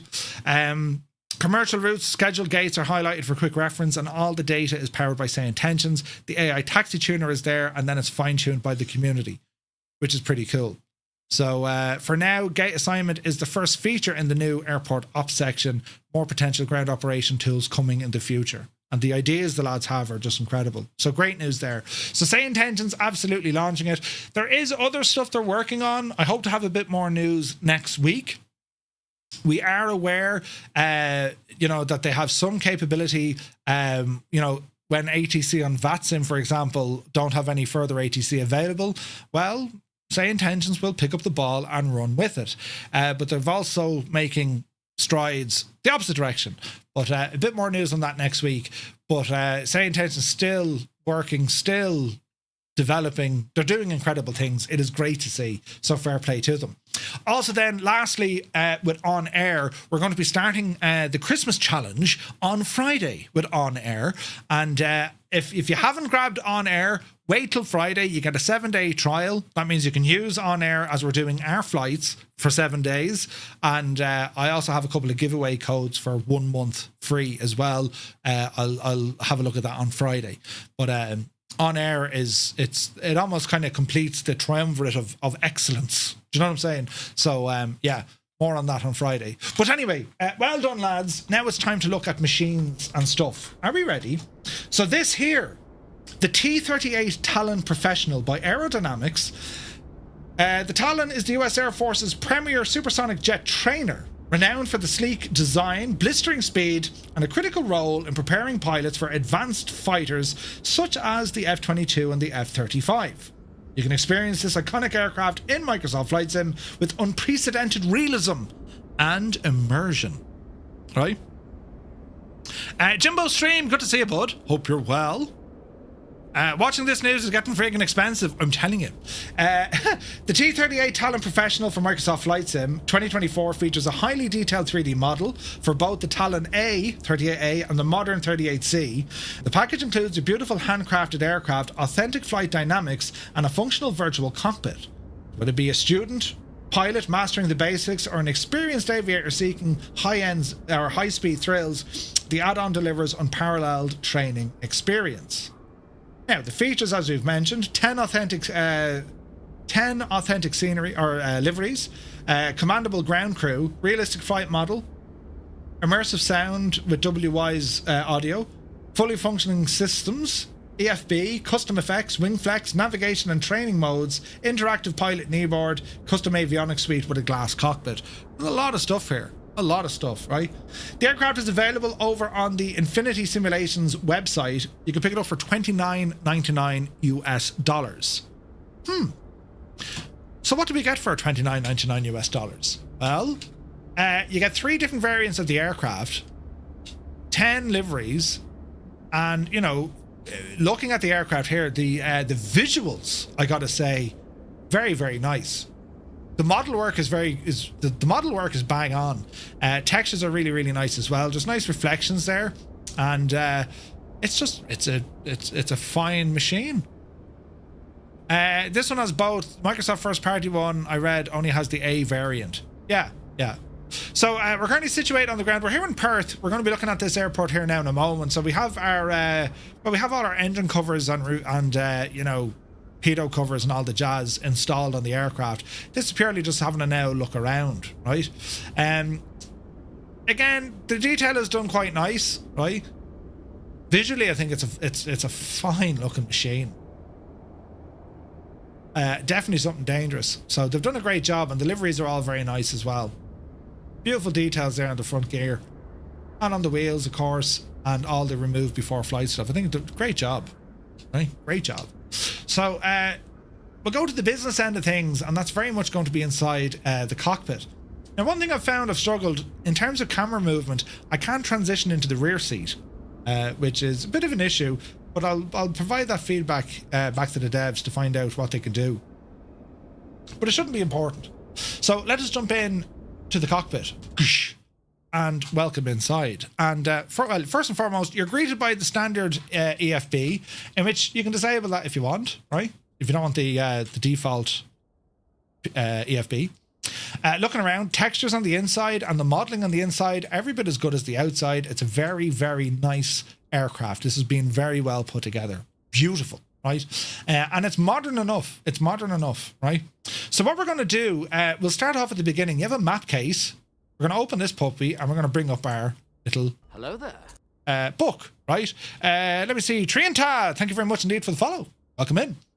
You also have your EFB over here as well. If you click on the EFB, that'll reposition it onto your window, or you just click here and it'll reposition it for you. All right. So what we're going to look at here, we have our ground servicing, and there's a bit of work involved on this because there's no kind of, it's like the F-14, there's no start switch on this. Effectively, you need to have it on both air and ground power. But we also have a crew, so we're going to ask them to connect to the ground power. Hands clear. Now, when you start, your canopy is... On the line. Good to go. When you start, your canopy is opened, and then you have to close it. I can't open it. I don't know what I've done. If anyone has this aircraft, I cannot open and close the canopy. I can close it, but I can't open it again, so I don't know what it is. But now that we've asked them to put in a GPU, you'll see a big-ass GPU appear. Nice. We also need the air start unit, so we're going to ask them connect the external air. Hands clear. Hooked up ground air. Prepped. Okay, so the ground air unit is now prepped. All right, we want to remove the chocks. Hands clear. The covers. Chocks removed. Ready when you are. There's probably a click spot. I was looking for it. Covers, ladders. To open, you have to leave the left mouse button held. Aha! Tima, you absolute genius. Tima is a genius. So press and hold it. Gotcha. All right, so there's a canopy open, so it does work. Beautiful. Man, Tima, you're back in the wheel. And then a single click. Right, okay, so it's a press and hold. Right. Okay, so pilots will want on. We're going to ask them to connect now to the external power. Hands clear. External power on. Systems are live. And you can see some power starting to come in there now. All right, battery coming on. And what else do we have here? We'll go ahead and put our booster pumps in. And what else? Oxygen can go to on. And we have some lights on in here as well. That's temperature. Leave that alone. Canopy defrog, cabin heat, instrument lighting, console lighting, floodlights. And we have some external lights here as well. Formation beacon and position lights. Go ahead and stick them on. Nothing else there on the right side. We can also put in our nav data. Or maybe... Oh, no, this needs to be turned off. I think you need the battery off to work this. Or at least you could. Anyway, there's a little chip you can put in there. It loads in your nav data, right? The one that caught quite a few people out. Did it? Nice. Murph, do you have a video playing the Stranger Things? I haven't played it yet. No, I will though. I will. Let's have a look here. Left-hand side, avionics, TCAS, MDP, and AAP turn on. Stick onto normal. Yaw dampener, go ahead. Take off trim. We'll use that once we start up the engines. Engine controls are down here, lower left side. So we'll go ahead and put on those, and then we'll have our starter switches. And with the air now turned on, we're going to start on the right side. Hands clear. Right engine's got air. Standing Caution. Caution. Okay, so a bit of power coming in, and we're going to see some information for our engine starting up here in a moment. There's air moving and ignition. There we go. All the systems initializing. Right side coming up. Introduce some fuel.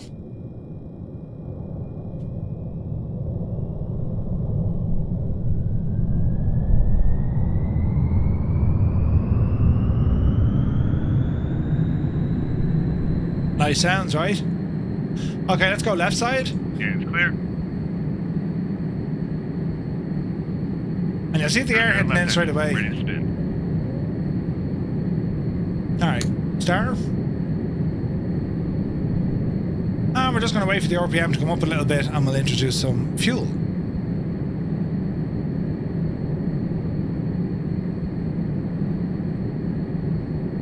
About 11 or 12 or so. Throttle in.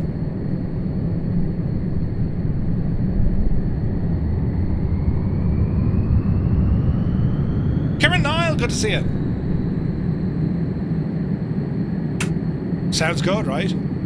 Okay, so let me see. Gen's already on. Fuel is looking okay. Instruments are all looking okay. What else do you want here now? We can go through the menu. There's quite a bit we can mess around with here. There's depth to this thing, right? There's a lot of depth to this aircraft, which I like. And we've loads of different options here as well. Turn on our radio. What else do we want to do? Master arm, marker beacon, landing light. That's all animated as well. Pretty cool. I'll show you now out in the front. Antennas, leave them on auto for the moment. Left hand side is looking good. Close these guys. Take off trim, reactivate. And now we'll talk to the lads. Disconnect. Hands clear. Air supplies off. We're clear. And disconnect the ground Hands power. clear. External power's ready. Just say the word. Hands clear. Alright. Alright, disconnect the external power. All set.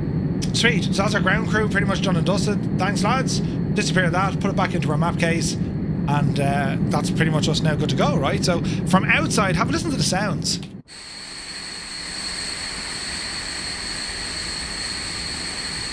And we'll give it a bit of power so you can hear it.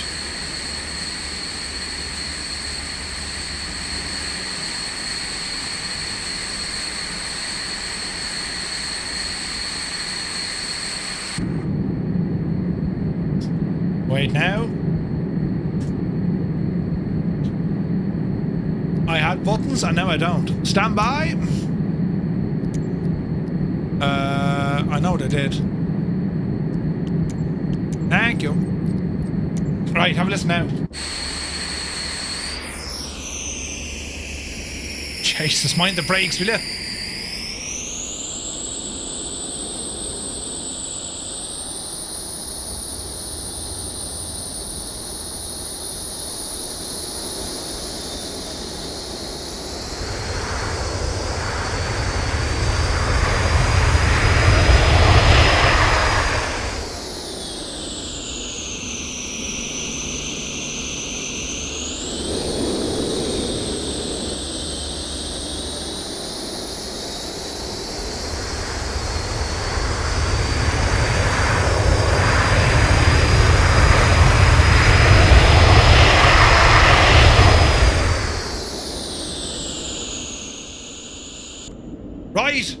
Right. Let's see what we can do here now, right? As we taxi out. There's that light in the front, look. That's pretty cool, isn't it? Ah, Lenny, good to see you. Welcome in. Alright, so we're going to taxi off, take off, and just show you this machine flying, because it's pretty cool. It's a sort of aircraft. It's easy enough to jump in, turn things on, and go for a bit of an old, ramble, right? It's a lot more trying to learn the thing, because there's quite a bit they've managed to put in here, which I like. So it's an aircraft that's kind of saying, come on, learn me, right? So that's what I'm going to have to try and do. Now, do I have some head tracking? I do. There we go. No, she's thinking about it. There we go. So we're here at Perth. We're going to have a look at this airport here now in a moment. Ah, the memories. Scott, did you get a flipping one of these? Now, look, there's tons of stuff we can be messing around with here. We're setting different things, but I'll leave it off for the moment. Autopilot, everything's built up in here. Let's go for the HUD.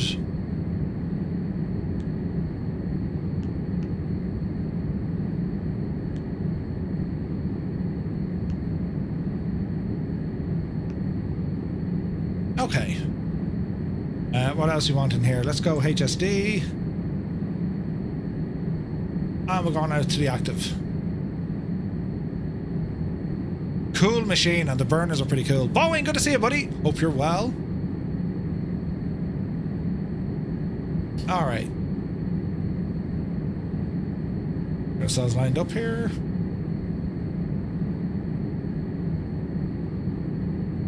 Now, rotation speed on this thing, this wants a lot of speed. You're talking like 160, 170 knots before it'll nose up, right? So let's see what we can do as buttons are pressed. Are we ready? Power coming in.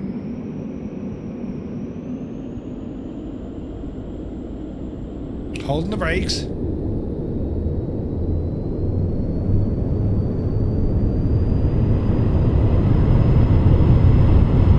Power 100%, brakes off. Logo lights, come on yourself, brilliant. Alright, airspeed live. Let's go for the burners. Burners are lit. Accelerating hard, 120. Easy now. 140. 150. 170. Yepsy daisy. Pause and ready to climb. Gear. Flaps.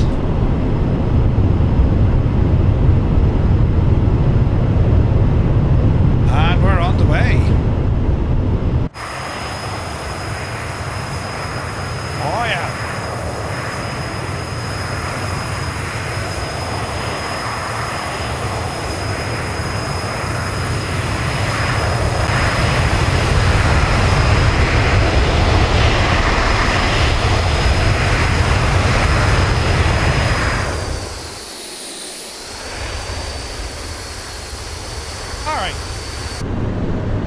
So speed is 320 knots, give or take. Bit of trim here just to calm it all down. And I'll show you this. The blur of this is class, right? So let me see, a bit of flow here, bit of time of day. Oh heck yeah! Oh yeah!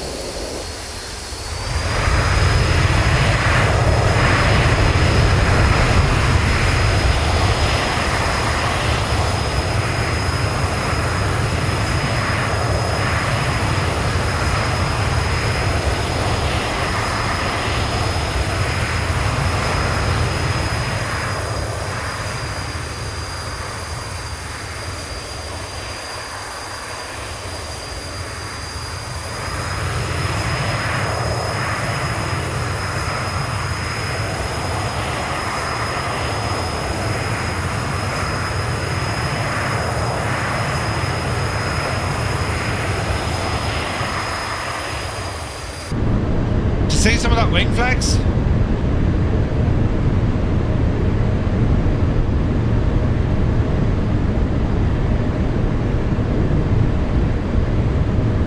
So I'll zoom in here so you can see it a little bit better, right?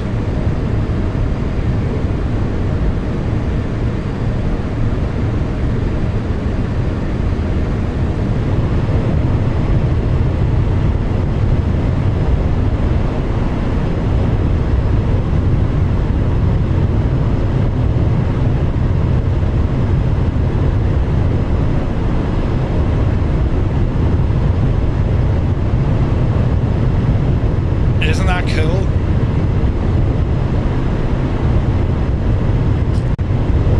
Absolutely deadly. It's very, very good. So in terms of flying it, I mean, it's punchy, right? This thing is fast. It's very maneuverable. Like if we were to throw just an aileron roll in, this sort of snap rolling stuff, right? Speed brakes are quite good as well. Dive brakes. See them deployed underneath the aircraft.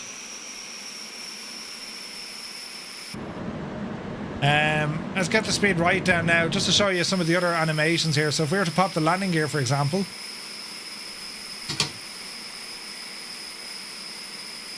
Nice animations.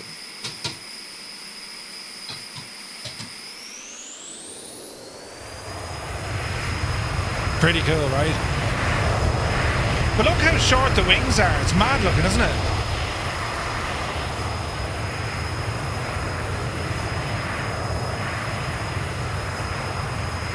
As we overfly Perth. So we'll try and put this down for a landing now. So watch your speed, and we'll go exploring the airport. It's a very nice aircraft though. Like in terms of where the you know, the Blackbird, Blackbird is going to be, Blackbird Simulations versus this. Well, it's anyone's guess until we get the Blackbird one. You know what I mean? But there's a lot of stuff going on here. It's sort of got small hands. Yeah, yeah. But there's a lot of functionality here as well. Data, right? Flight plan. Weapon options. Release, like, there's a lot of stuff going on here, right? Where's my runway? It's over there. I love that wing flex, man. It's cool. The landing light is still on. Yeah, we're going to come in for a landing now. Although, something tells me we're a bit far out.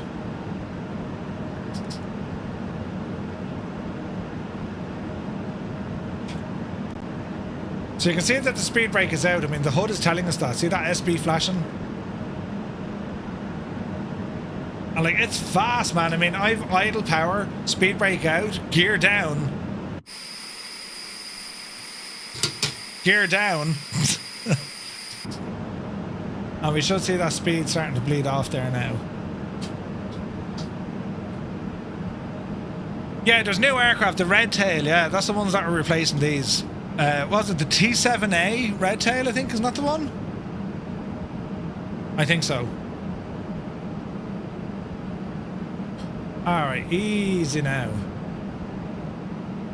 And like, just like subtle shakes and vibrations all around the aircraft as well. It's pretty cool. Love this jet in a Beale livery. Ooh. Flipperallo, good to see you, bud. Yeah, it's very nice, Vulcan, isn't it? MiG-28. Angels 1-5, good to see you.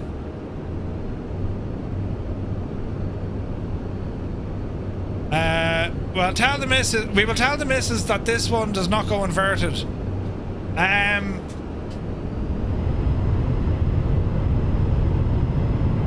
It goes very well inverted, I'm afraid. It'll be our little secret, Mr. TPHI. Right, easy now. Easy now. As most new aircraft, they're having development issues. Oh, the real world one? Yeah. Alright, watch your speed. Flaps. This is going to be a Navy landing if ever you saw one. Easy now. Great sounds, isn't there? Easy. Easy. Easy.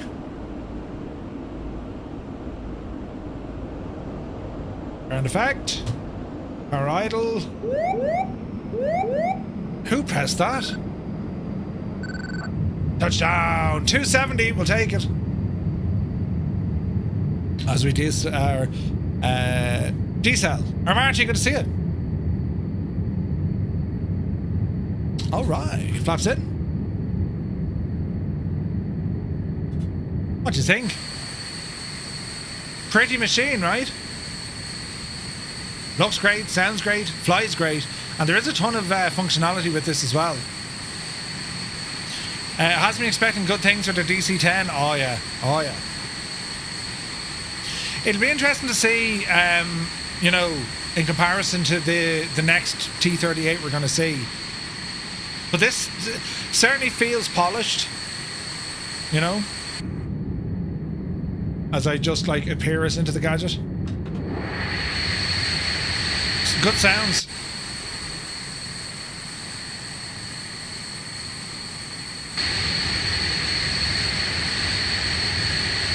We'll just ramble over here a bit.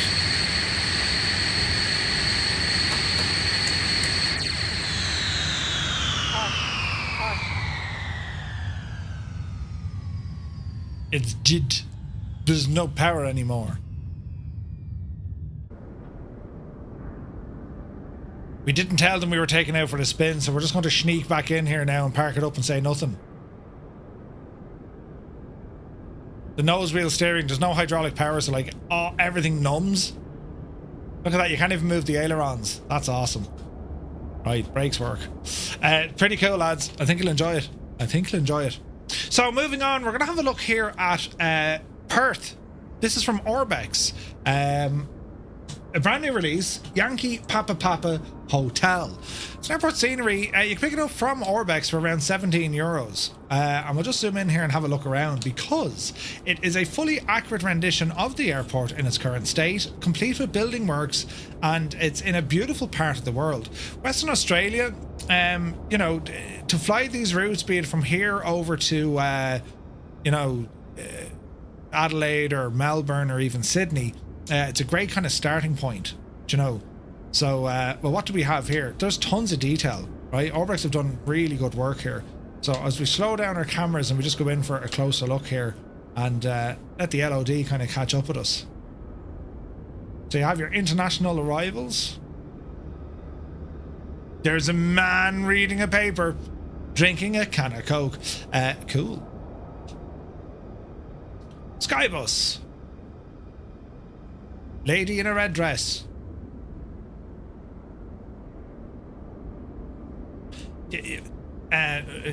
Right, lady in a green dress. Which also, if you look carefully, they also have the interiors done. There's Jemima and Josephine. Easy now. Man alive, this is a big old, isn't it? This is a big old scenery. There's quite a bit going on here. So let's have a look around just to kind of get an idea of what everything is. Do you know what I mean? Where's this gadget here now? Let's see. Oh, where's the thing? Is it over here?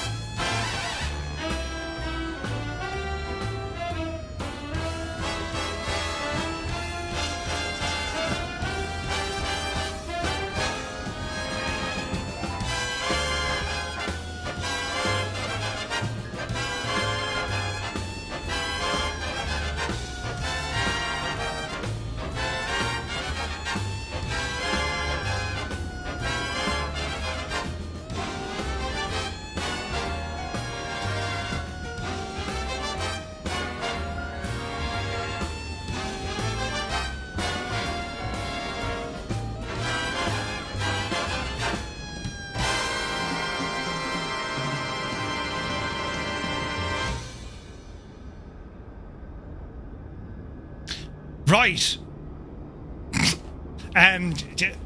Brilliant! The illusion is complete. There's a lot going on here, lads. The interiors are done very, very well. And as you can see, there's loads of building work going on. Landside and airside, plenty of stuff happening there. Plenty of clutter and a lot of cool interior stuff. A lot of cool stuff going on there as well. Really good models, actually, aren't they? A lot of the time you see them and they're kind of just, you know, but they're fairly well detailed. So great stuff here. Loads of stuff going on inside. We found the bar. It's a huge airport. Very modern. It's very new, sure. Or at least the add-ons for it, right? It sits on the edge of the Indian Ocean, connects millions of travellers each year to the rest of Australia.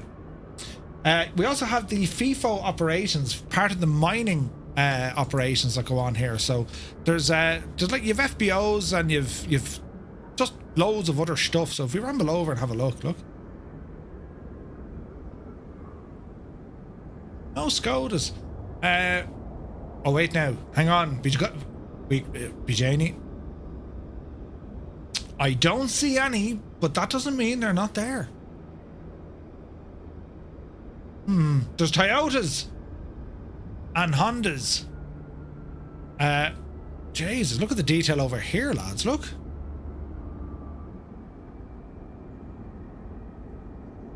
There's more of it. Like, this is over the far side. That's mad, isn't it? So, multiple terminals here.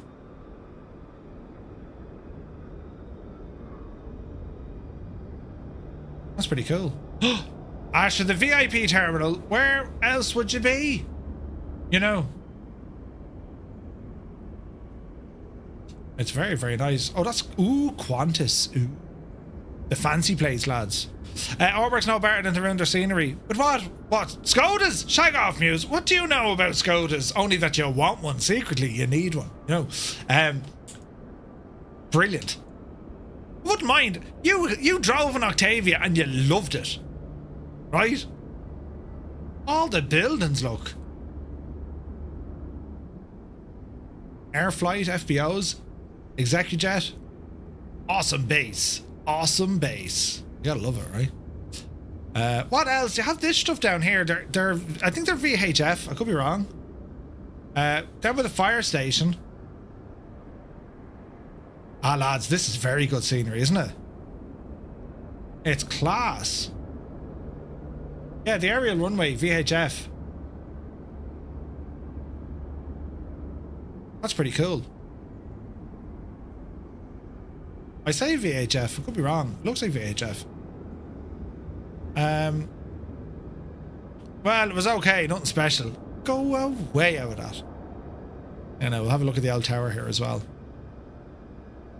What do you think, lads? It's kind of, it's. I like it. I think it's a great job by Orbx. Tower interior.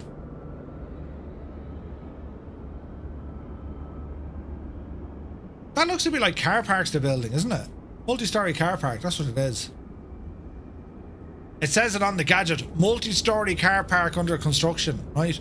Well, check out the nighttime too. I just want to go down here, just have a look at all the buildings. They've some amount of buildings here. Menzies are there. Who be this? This is some sort of maintenance facility. Virgin Australia. There's quite a bit going on, and you have that beautiful backdrop. Look at that in the background, Perth. Let's bring the lights down low. Ooh. Oh yeah, man, that's class. Look at that.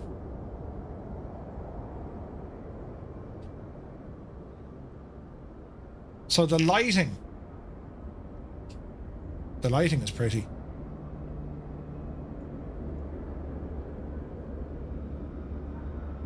Oh, that looks pretty there, look. Yeah, the night lighting is good. It's very good. Can we make it rain? Bit of rain there, Ted. Bit of rain. Rain. I can hear rain, I just can't see it.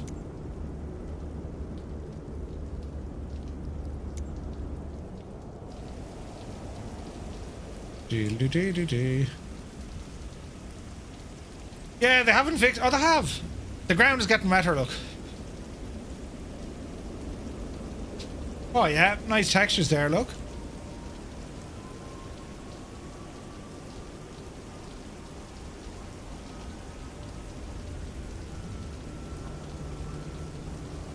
Nice, very nice textures, look.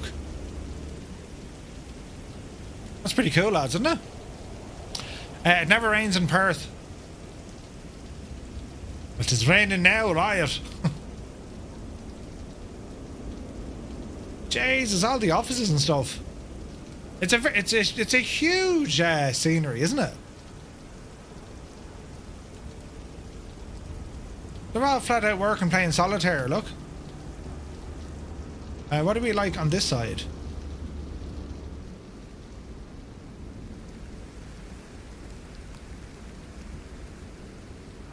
Really nice. Terminal 1. Look at the reflections there, look at the water.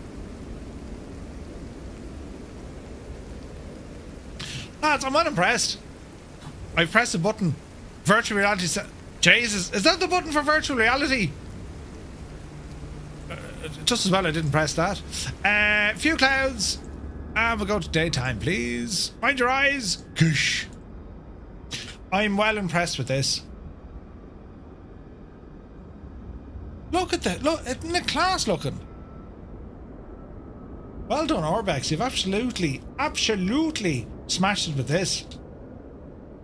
And like just tons of buildings around as well. And then your photogrammetry, so it really does look the part, doesn't it? Yeah, they've done an excellent job here, lads.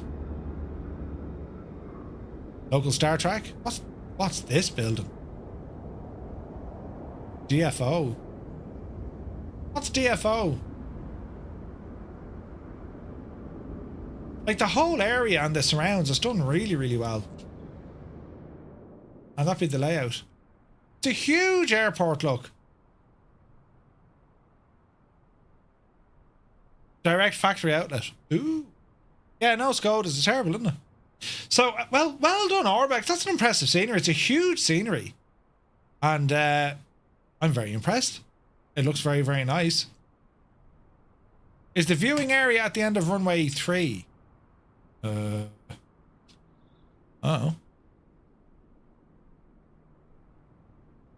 The viewing area by runway 3.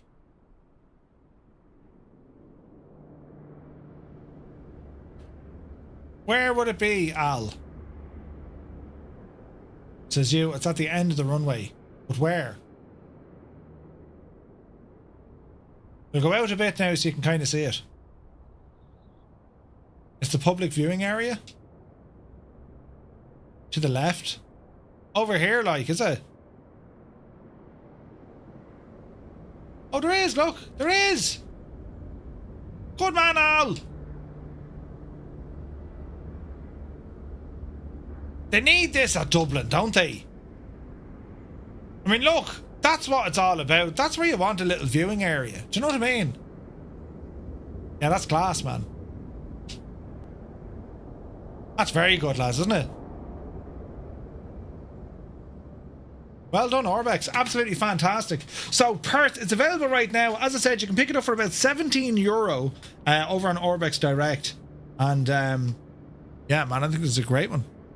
They're rebuilding yours at DFW. Nice, nice. Right, we shall move on. Because now, friends, we're going to have a look at a different aircraft and also a different scenery.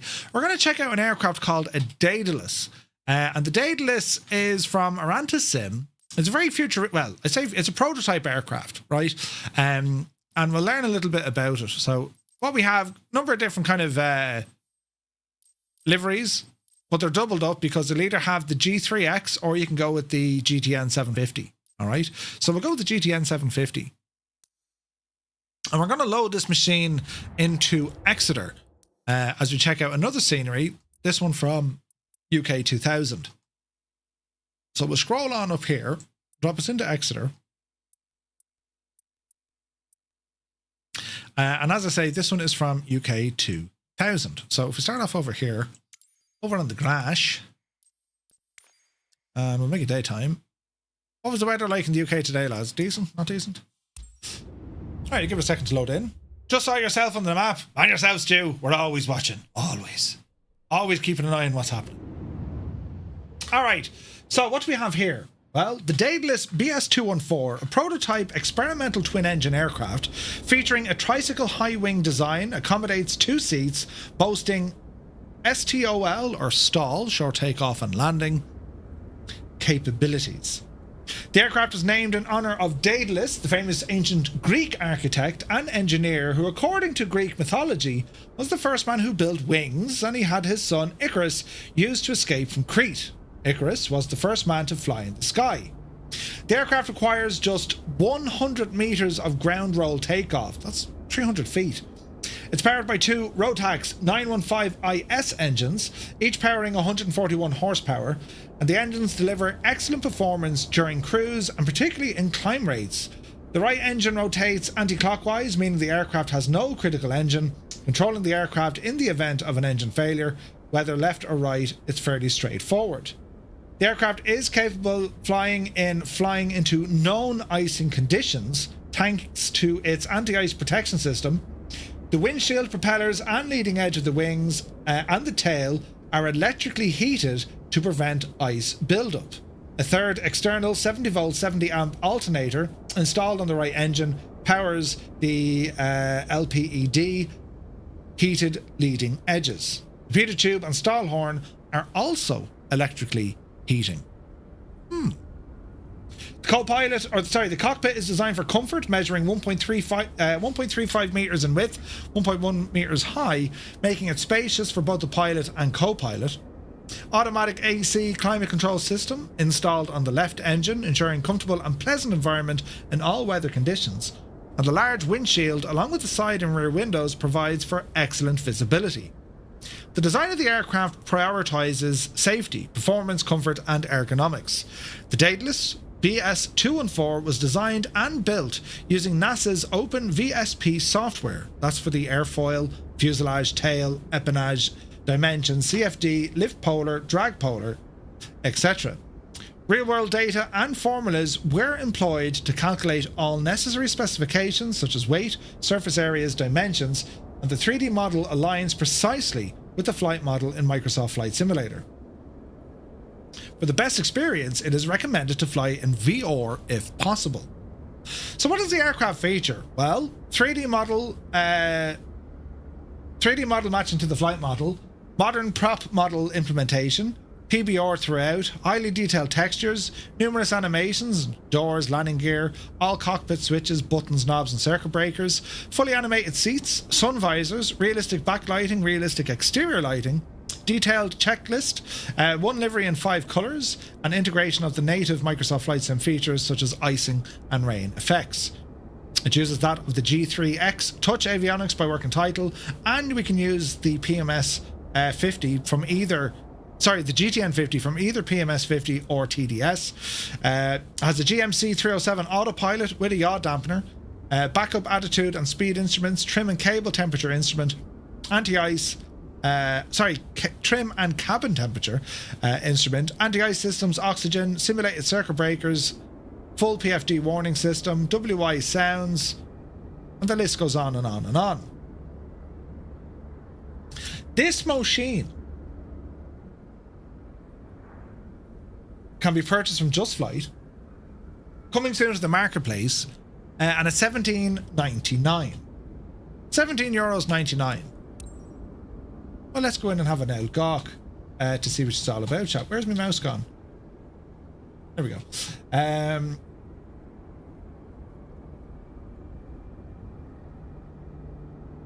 Right, let's have an old look, shall we? So we'll jump in. And we do have some camera views set up. Lovely. So yes, circuit breakers are all modelled. Lovely. Let's check it out from the outside. This is a most unusual looking machine. Most unusual. Look at that. I mean, what did we think? Welcome in, Sabri. Good to see you, buddy. Most unusual, isn't it? I mean, 2 massive Rotax engines there.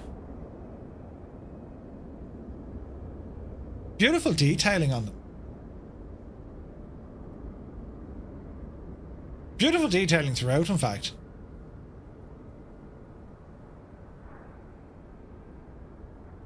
Oxygen. Fire extinguisher. And it has a full anti-ice system. An element that's heated, so they're not boots, they're actually a heated leading edge.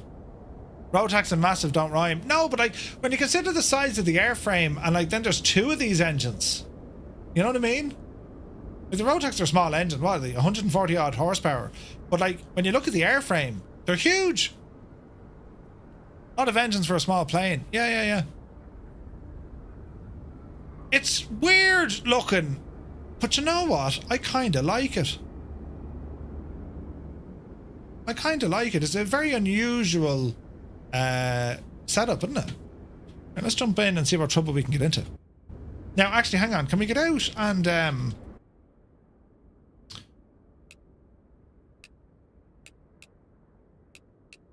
Right now. That would appear to be locked. How does one open the shaggin' door? There we go. So we can open that side. There you go. Okay, well, let's see what we can do here. What can we press or break? Or is there anything clickable just yet?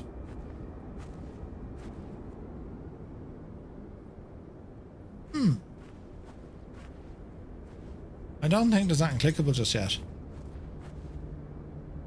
No. Alright. Jump back in, Murph, before you get in trouble. Right, close the door. Close the door. Okay, what do we have? We have throttle. Oh, do you know what I'm after doing? Stupid thing. It's now added this profile to all me friggin' aircraft. How do I change that? Mongoose. Right. Can I... apply to all aircraft. Yes. Right, now we're sorted. Right, so prop and throttle. Okay, so there's our prop. All our circuit breakers are there. This one we've decided to go with the GTN 750. Up on top, we have oxygen, cabin light, oxygen systems, fuel, left and right, and just the air vents, sun visors, nice. The seats move, I think.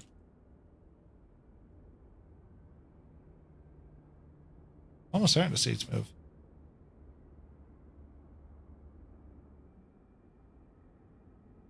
Because for VR, you can actually move the seats around, which is pretty cool. Where are my views shagged? No. Armrest. Noise. Okay, so this is our anti-ice bus. They're all on. Engine wear, which we'll turn that on. Hours are 0. Cabin air, leave that alone. Beacon nav, there's our lighting. Battery. Some lights on in here.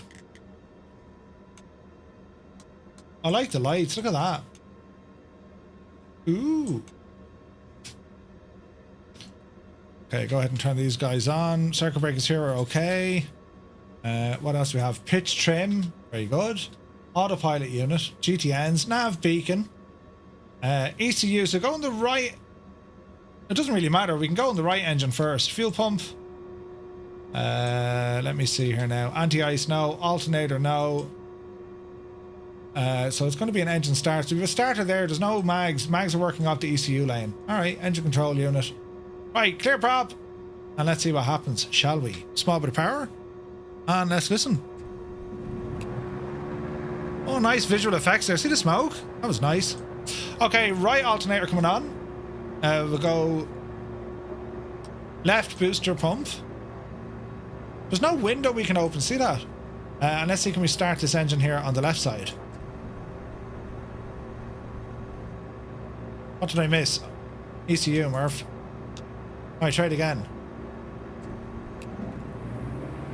Beautiful visual effects. Yeah, it's a very clean, ergonomic cabin, absolutely. Okay, alternator's on. Avionics coming alive. Taxi lights come on. Prop sync. Deactivate before taxi and take off. Air conditioning. Let's listen to the fan speeds.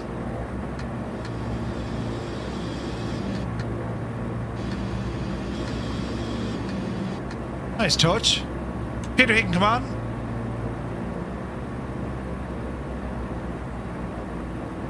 What else do we have? Vents, cabin air. SDK not compatible with G3X. Alright. Wonder why that is.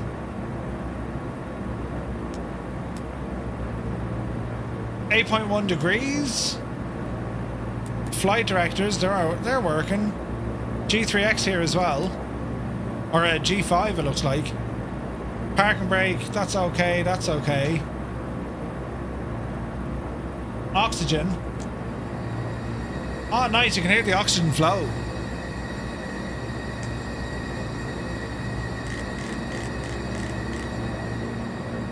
Oh, that's pretty cool for the oxygen. Yeah, that's working right. Alright, let's have a listen to the old soundages of the old Rotax. It looks pretty.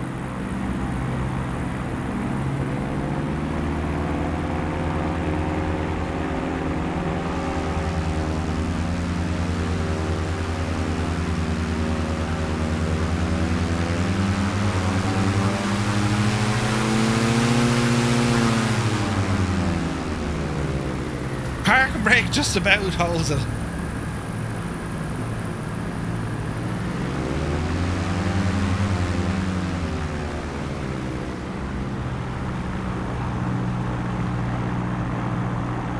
Jeez, there's great sounds, isn't there?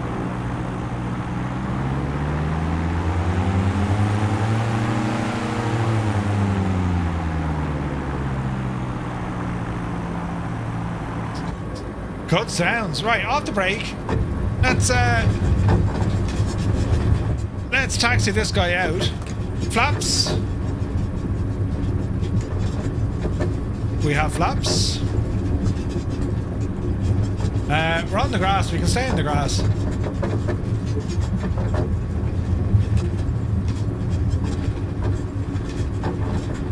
The ground rattle sounds are quite loud.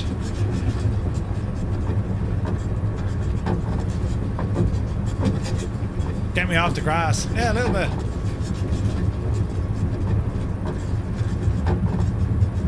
Alright, well, get onto the runway and see what happens. Alrighty.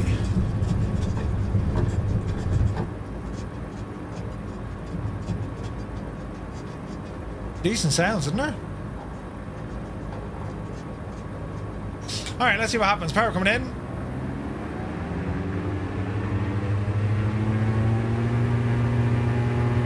Takeoff power set. Look at that speed, man. Jesus, we're airborne.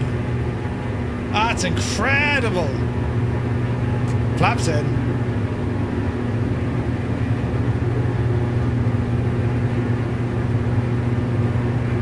Oh, it's very stable.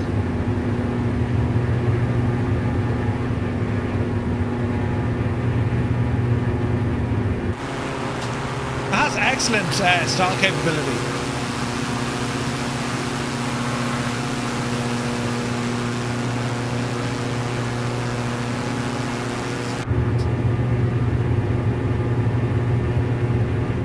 It's very nice. Right, let's see what happens if we act them up it.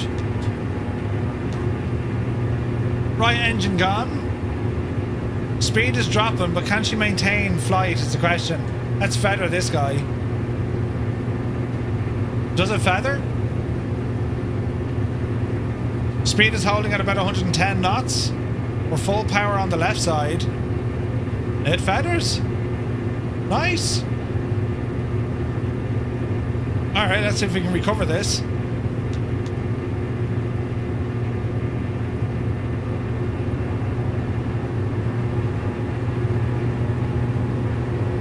Awesome.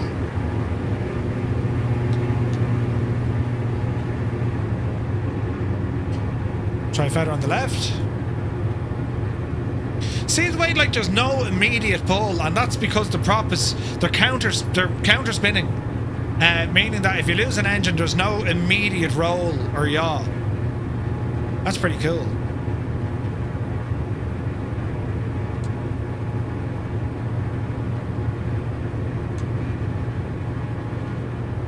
Fully feather.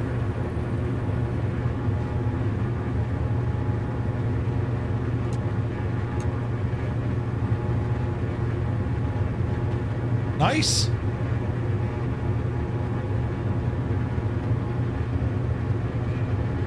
That's awesome.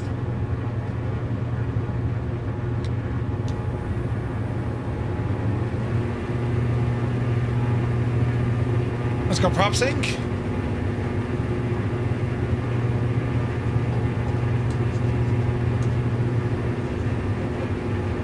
It's handy having an autopilot as well. Alright, let's head back to the airport.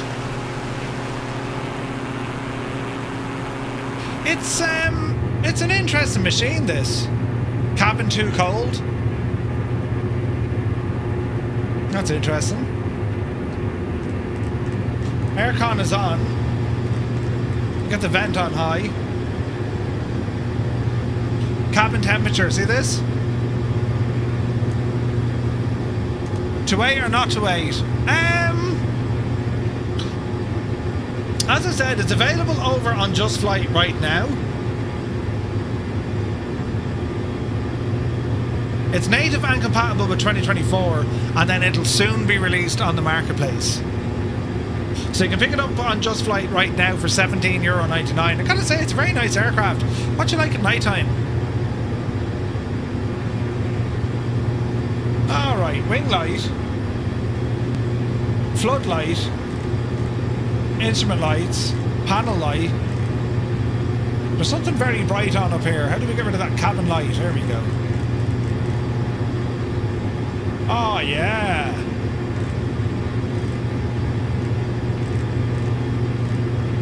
Oh yeah, the lighting's very nice in here, look. Oh, that's gorgeous lighting, isn't it? The night lighting on this is fantastic, look. Look at the strobes.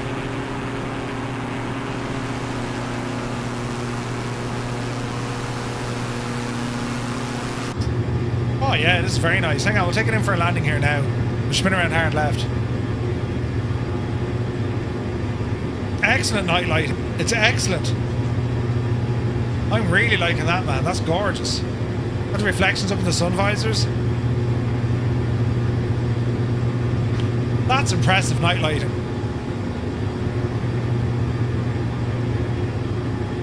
That's awesome.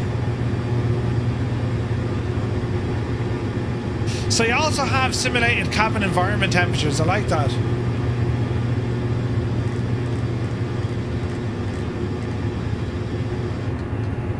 Turn off that fan. AC is still on. Get rid of that.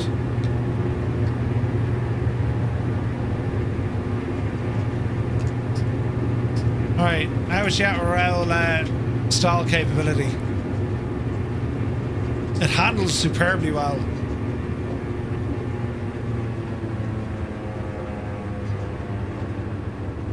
Alright, here's our power coming right back. There's 50 knots. Alright, how slow can we actually make this? 47 knots?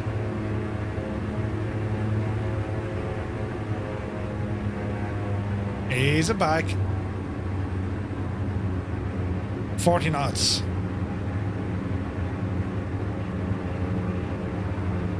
35. 34. There's a stall. 32. 32 knots to stall. Right, power. Oh yeah, great acceleration there, man. That's real good. Alright, gently does it. Hold the nose, bleed off the speed. 200 feet a minute, we'll take it. What a nice machine. 32 knots, actually slower than a Skoda. Yep. It's, this is very, very nice. It's a beautiful little plane. It's mad looking, but I gotta tell you, it's very fun. It's very nice to fly, and the night lighting is gorgeous. In terms of the technical flying, I mean, the prop feather works really, really well, right? Flap motor. I'm moving the flaps, but they don't move, so the circuit breakers are actually working. What about the vent?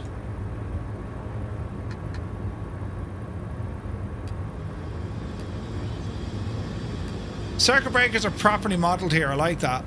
Avionics. Yeah, this is real good. It's a really good plane. Arantis Sim, the Daedalus BS214. It's not a production aircraft. It's a prototype. something kind of weird and wonderful, isn't it? It flies really, really well. It looks great, it sounds great, it flies great.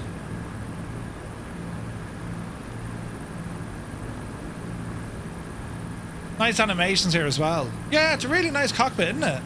This is very impressive, lads. For, like, you know, for what seems a very basic, simple airplane, there's quite a bit going on here.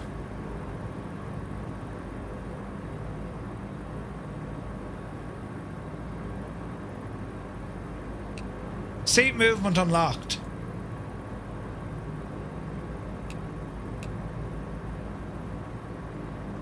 Okay, so how does one move the seat?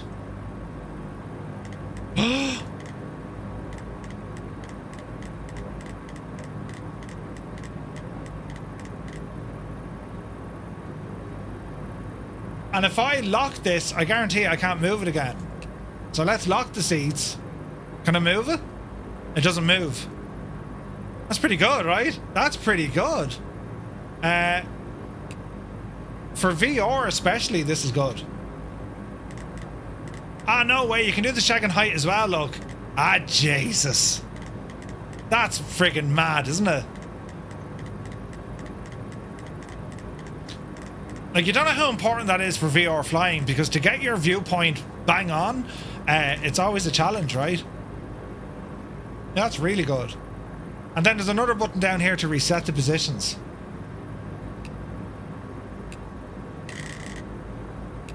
But you have to unlock them to do it. That's a nice feature, isn't it? Yeah, that's really nice. So, €17.99 is the price, lads. Over on Just Flight. I'll give you the link. If you want to grab it, I recommend this one, lads. I think it's really nice. Real nice. And, like, you know, you do your sort of flying now with now, hang on. Can we get, like... There's no way yet to display Navigraph charts on this, sure there's not. Like sectionals.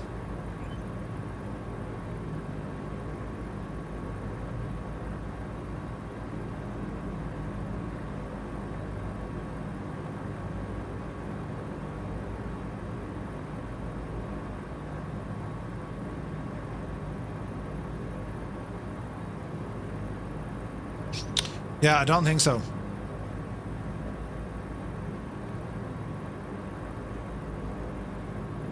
Try charts under utilities.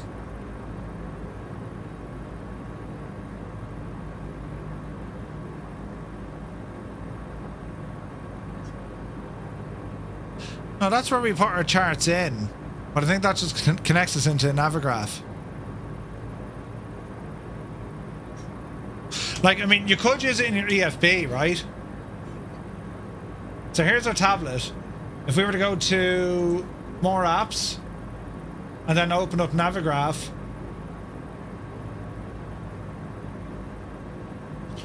do you know what I noticed? There's nowhere actually to pin the EFB in this plane. That's weird, isn't it? So if I were to unload this, hone in on my position, and then VFR. Oh, look at that, man. But if you can get that onto the aircraft, wouldn't that be just to catch me out? You know?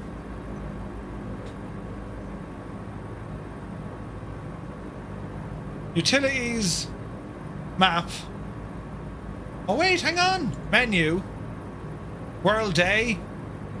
Navigraph VFR. Now, is it going to pick up Navigraph? VFR. Navigraph World or FAA. It said reconnect Navigraph. Is that not it? No. So there's IFR charts. There's VFR charts. But it doesn't seem to be reading the latest. You know what I mean?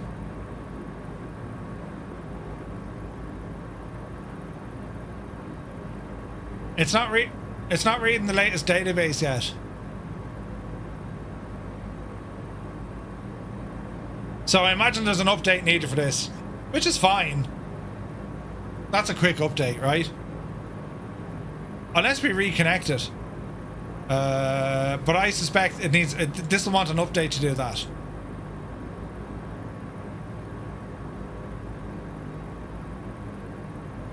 Ah, balls. We'll try it this way. See if this works. We could be laughing, lads.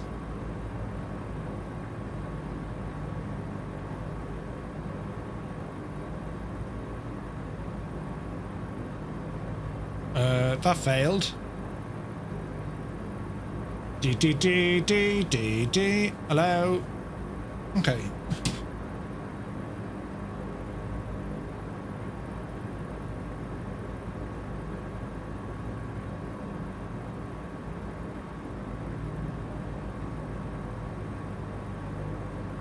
No, I imagine the gadget needs, yeah, the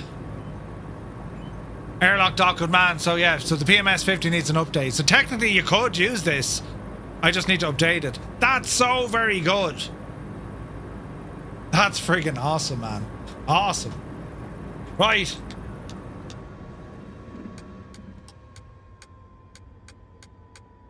And brake. What a cool little plane, isn't it? Very, very nice. Right, so the last bit for tonight, lads, we're going to be checking out Exeter, and this one from UK 2000, available over on simmarker.com for just shy of €20. Exeter Airport, located in the southwest of England, about 5 miles south of the city centre, serves regional airport, acting as a key hub for domestic and international holiday flights. It opened in 1937 as a small but important regional airfield, and within a year it was functioning, had a terminal and flights heading on out to the Channel Islands. Civil aviation paused at the outbreak of the Second World War when the airport was taken over by the Air Ministry. During the war, it was heavily developed, gaining hard runways, new hangars, and a variety of RAF units, including fighter squadrons that helped defend the southeast or the southwest. It also hosted research groups such as the Gunnery Research Unit, which carried out weapons trials, and after the war, Exeter gradually shifted back to civilian use and fully transferred to the Ministry of Civil Aviation in 1947. Throughout the 1950s and 60s, scheduled flights, especially to the Channel Islands, helped the airport grow, and local councils eventually took ownership in the early 1970s. Over the following decades, the terminal was expanded, runways improved, and new passenger facilities were added. Management changed hands several times, leading to significant investment, including a new lounge, resurfaced runway, and a long-term development plan. In recent years, Exeter Airport has modernised further under the regional and city airports, continuing to serve as a key gateway for Devon and the wider southwest region. In the 12 months to March 2024, Exeter Airport recorded 435,000 passengers, up 8% on the previous year. Operators include Ryanair, TUI, KLM, Aer Lingus, and others. The scenery is made with performance in mind. As such, details you won't see from the cockpit of your aircraft while flying in and out are kept to a minimum, so don't expect to walk through the terminal or other parts that can only be seen by slewing to other areas. I believe most flight simmers fly in and out and want it to be smooth. Sacrifices have to be made to achieve this goal. If you want to explore the airport, coffee shop, or check-in, this is not the product for you. Now, that is from the developer of UK 2000. Well, the only other Exeter airport was from Aerosoft, and it's a little bit dated. It's not bad, but it's a little bit dated. Now, UK 2000, they are very good at making photo-rich or photorealistic sceneries. They always have been, right? So as we kind of ramble in here, well, this will give us kind of the vibe of what's going on, right? And it's basic in terms of like models and stuff. Like it is basic, yeah. But it certainly looks the part. Like straight away, this is more detailed than what we had from Aerosoft, you know. So there's no interiors to. Well, there's no interiors. We do get a tower interior, which is basic. Very, very basic.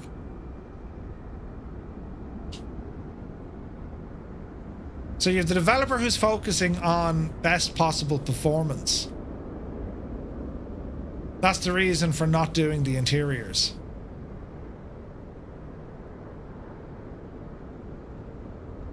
Which is all well and good, but why are you charging 20 quid for it? That's my friggin' beef, right? I mean, I like the UK 2000 sceneries, but like, scenery developers, I mean, they gotta think outside the box, right? I mean, this is in the same pricing as Drzewecki or IniBuilds. It's the same.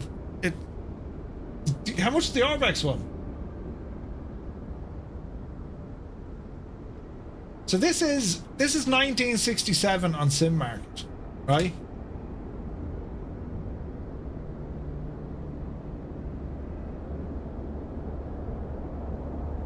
This is €2 more expensive than Perth.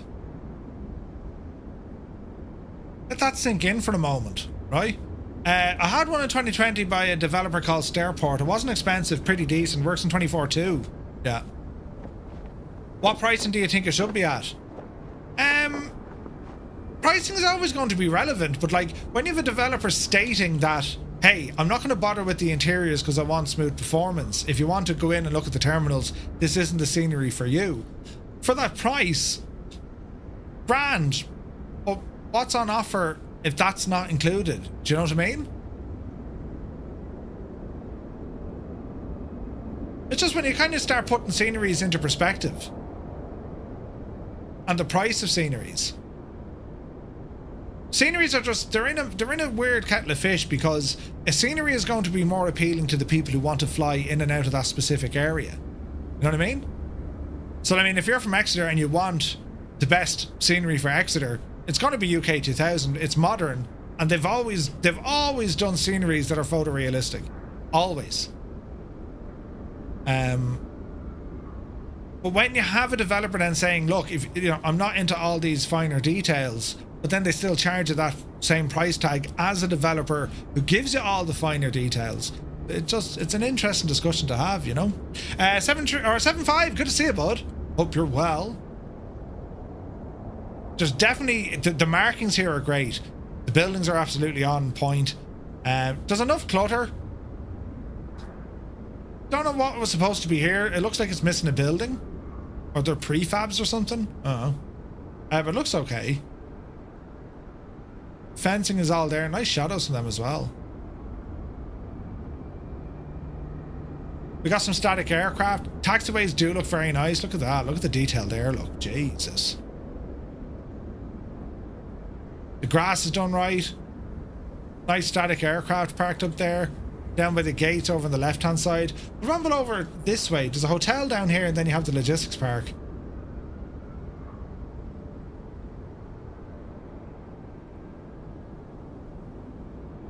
You can see the remnants of what used to be that of the old RAF airport. Kinda. Them runways would have came all the way up and all the way up. It's pretty cool.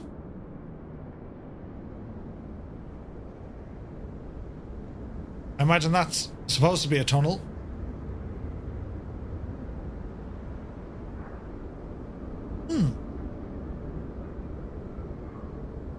So does all the items inside airport affect performance outside? Yeah, no, they can. At least they're being upfront about what you're getting. Yeah, I agree. Yes. They're not telling you, like, they're not trying to sell you something it isn't. They're telling you straight up, hey, if you want to have those sort of get a different product, this is not the one for you. No, I respect that.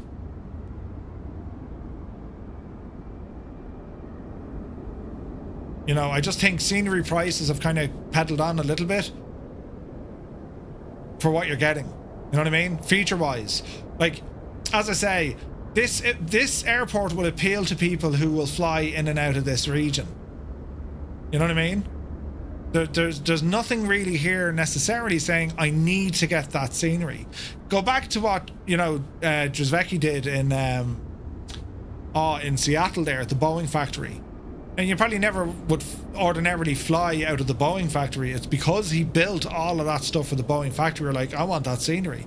There was a universal draw to it, you know. There's plenty of stuff going on here. Like, there's a lot of objects and stuff hanging around, which adds a bit of life into it.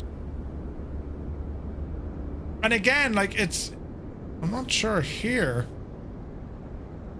Just different colors on the taxiway, I suppose.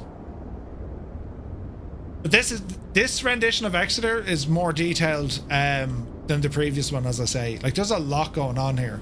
The fire station training, all the FBOs that are on site here.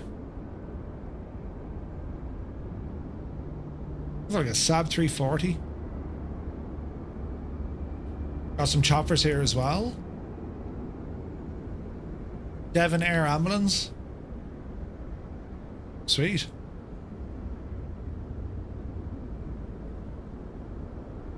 Small little GA hangars.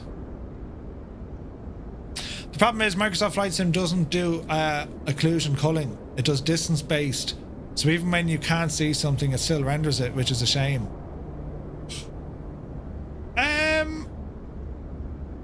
Heck, lack, not with 2024. That's why it uses the new LOD. It loads it loads it, then it unloads it when it's finished. Jeez, the textures are really good. Let's check out the nighttime lighting.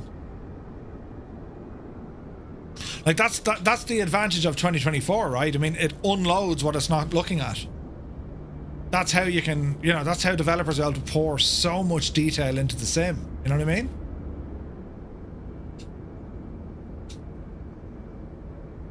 It unloads based on distance, not based on sight. Yeah, well, that's the LOD. That's what it works.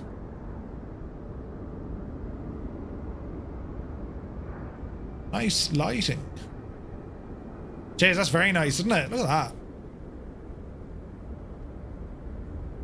Very nice.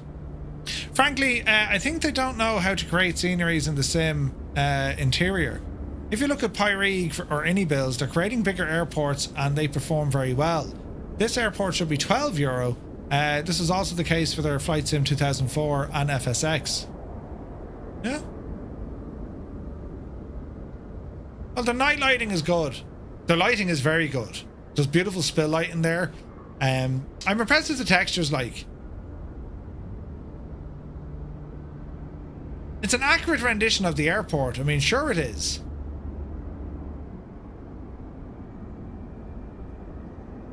But for $20 though, I mean, it's just shy of €20. To have no interiors. Now, if interiors aren't your thing, well, grand. But, like, you know, it's all about performance, I suppose.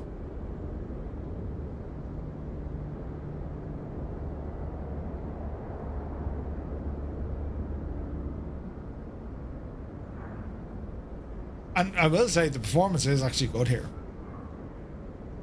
Part of regional city airports. Yeah, it's nice. It's nice. Nice lighting. It's a fine scenery, but it's just I just see the price of scenery is just, they're all going up. You're wondering, all right, what's so special about it? You know. Visualize says it must be in the 1%, but I think scenery prices are way too high. Well, I mean, go back to other sims or other platforms, right? Scenery prices were usually lively. They're always in kind of like the €20-25 mark. Even higher. Jeez, I remember an X-Plane scenery was like $30 or $40, you know. It's more expensive than the aircraft. Yeah. It's a great, this is a good scenery though. Like, I mean, it's, in terms of Exeter, this is a much better Exeter than the other one. The textures here are great. The, like, you know, they've nailed the textures. Taxiways, lighting is all there. Runway slope is bang on. You see it there, look. And in terms of frame rates and all the jazz, very, very good. Like, so performance, there is great performance here. You know? But again, you know, you compare it to other developers, they'll say, okay, well look, we'll build it, this is the price. If you want to turn off the interior, here's a button to turn it off. You know what I mean?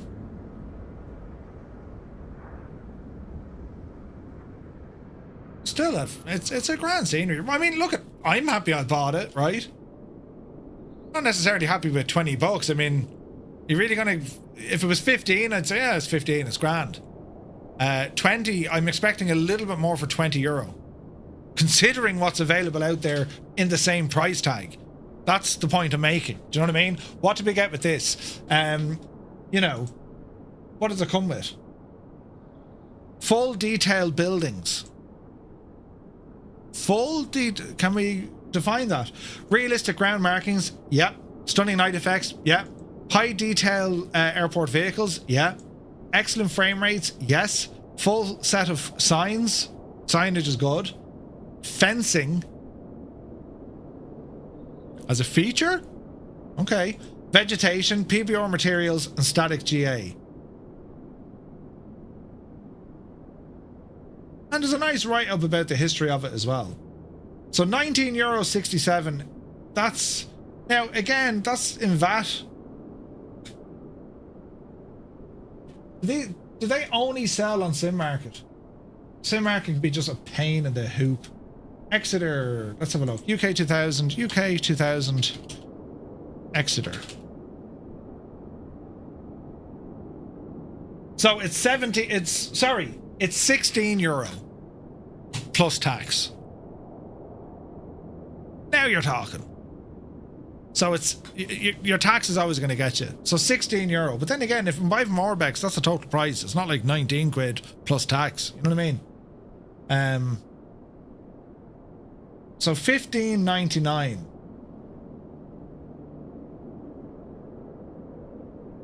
And then you get slated with tax. And to be fair, that's not the developer's fault, right? For the same price, isn't the IniBuilds Manchester for the same price, isn't Manchester the same? From IniBuilds.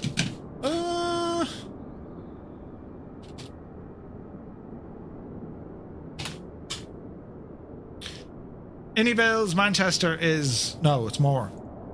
That's $24.72.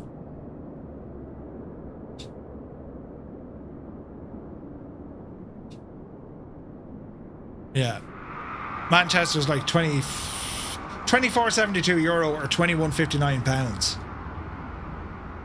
Do you know? But anyway, this be Exeter, it's still a fine airport, lads.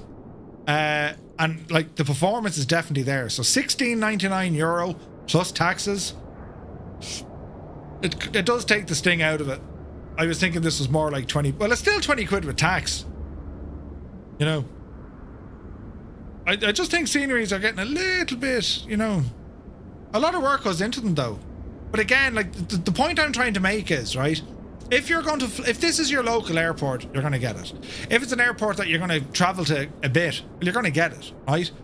What's making it, or what I think is potentially damaging developers selling, why would someone want to buy this airport? What features does it have to compel them to say, I really want to buy that? That's what I'm getting at. Maybe there's nothing there. Maybe people don't want features. I don't know. You know? But if it follows the aircraft trend, the LOD is actually a bit aggressive here. The LOD is too aggressive here.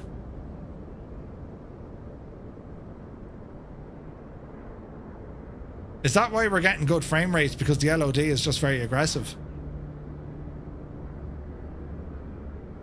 Interesting. What you're trying to say is wait till it's on sale? Yeah. If you want. I mean, look, if you want a good Exeter, I would say this is the better of them, definitely. But if you didn't like have a burning sensation to get an airport for Exeter, yeah, definitely wait for sale. Defo. Interesting stuff. Anyway, that was tonight's news. We checked out the T-38 Talon. We checked out Orbx's new Perth Airport. The Daedalus, which I thought is a very pleasantly surprised how good that thing is. Available through Just Flight at the moment. The Arantis Sim Daedalus BS214 aeroplane. And then we have Exeter from UK 2000. Very nice. And not going to be a right pain for a dev to pick a price. Of course it is. We put it this way. If you're the dev and you say, right, do I sell it for $9.99 or, you know, $19.99? It's very hard to put a price in it. The market is weird. We have outstanding sceneries priced very aggressively at like, you know, 12 or 13 bucks. And then we've other sceneries priced 25, 26 bucks. Like, it's very hard to kind of get around that. You know what I mean? The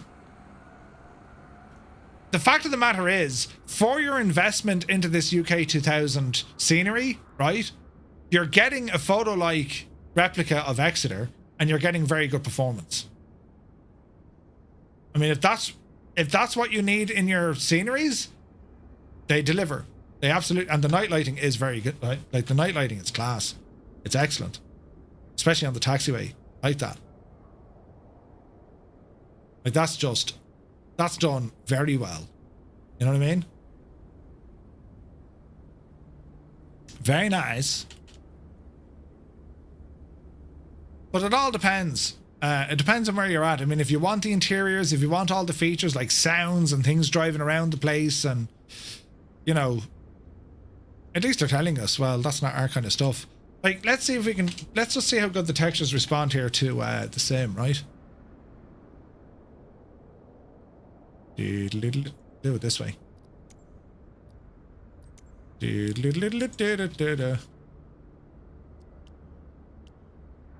Custom. Rainage. Cloudage.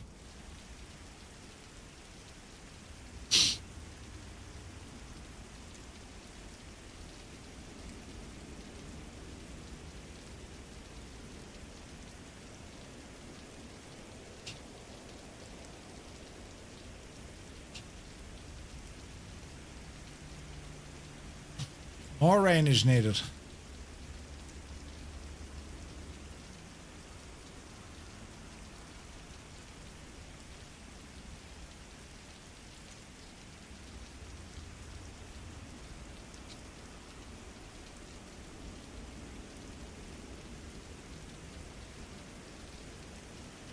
There's a weird line on the screen, see that?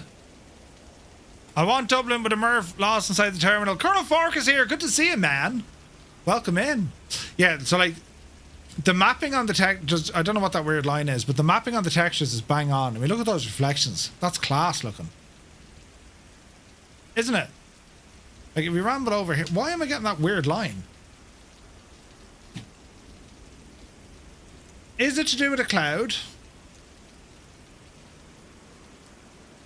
Yes.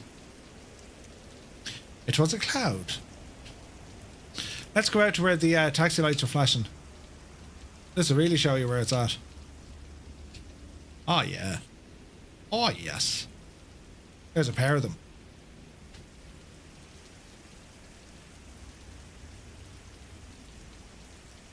That's very good, isn't it? So the night lighting here, it's done very, very well. And then like the textures when it comes to rain and whatnot. And that's class looking.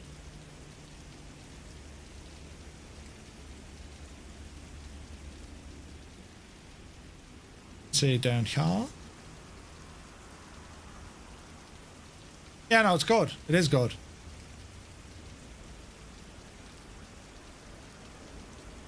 So there we have it. Exeter. Very nice. But anyway, that was our flight sim news for this evening, ladies and gentlemen. Hope you found it helpful and informative and you've learned something, and you know, we're back tomorrow. We're streaming at 12 o'clock Zulu tomorrow afternoon, an hour late. We're going to be continuing on with some Navigraph, and then we're going to do our Navigraph Academy, and then we're going to do our VATSIM flight briefing. And we have our VATSIM flight tomorrow night, flying out of Minneapolis, heading down to Denver, Colorado in the 737 MAX. Very much looking forward to that one. Then on Friday, we start our Christmas challenge with OnAir as we fly across Iceland. That's going to be brilliant. So lads, I want to thank you all so very, very much indeed for tuning in, for all the support as usual. You're absolute legends. And yeah, we shall catch you all tomorrow at 12 o'clock Zulu, right here and over there. Till then, you take care.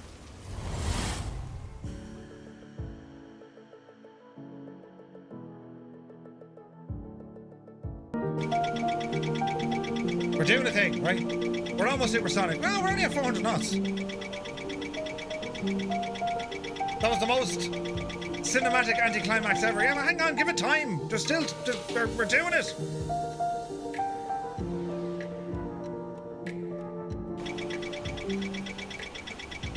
Ah, you're gonna miss the ground, you big ape. Hang on. bank angle. Just put it in the ground, Murph. Stop showing off. Because it does have crash physics. Watch. This will surely blow up. All is well in the realm.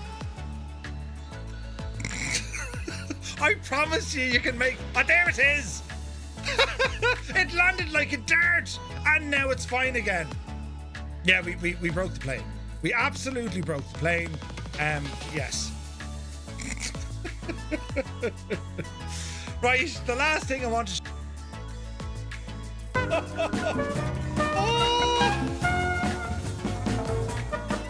Oh no, oh God, oh dear!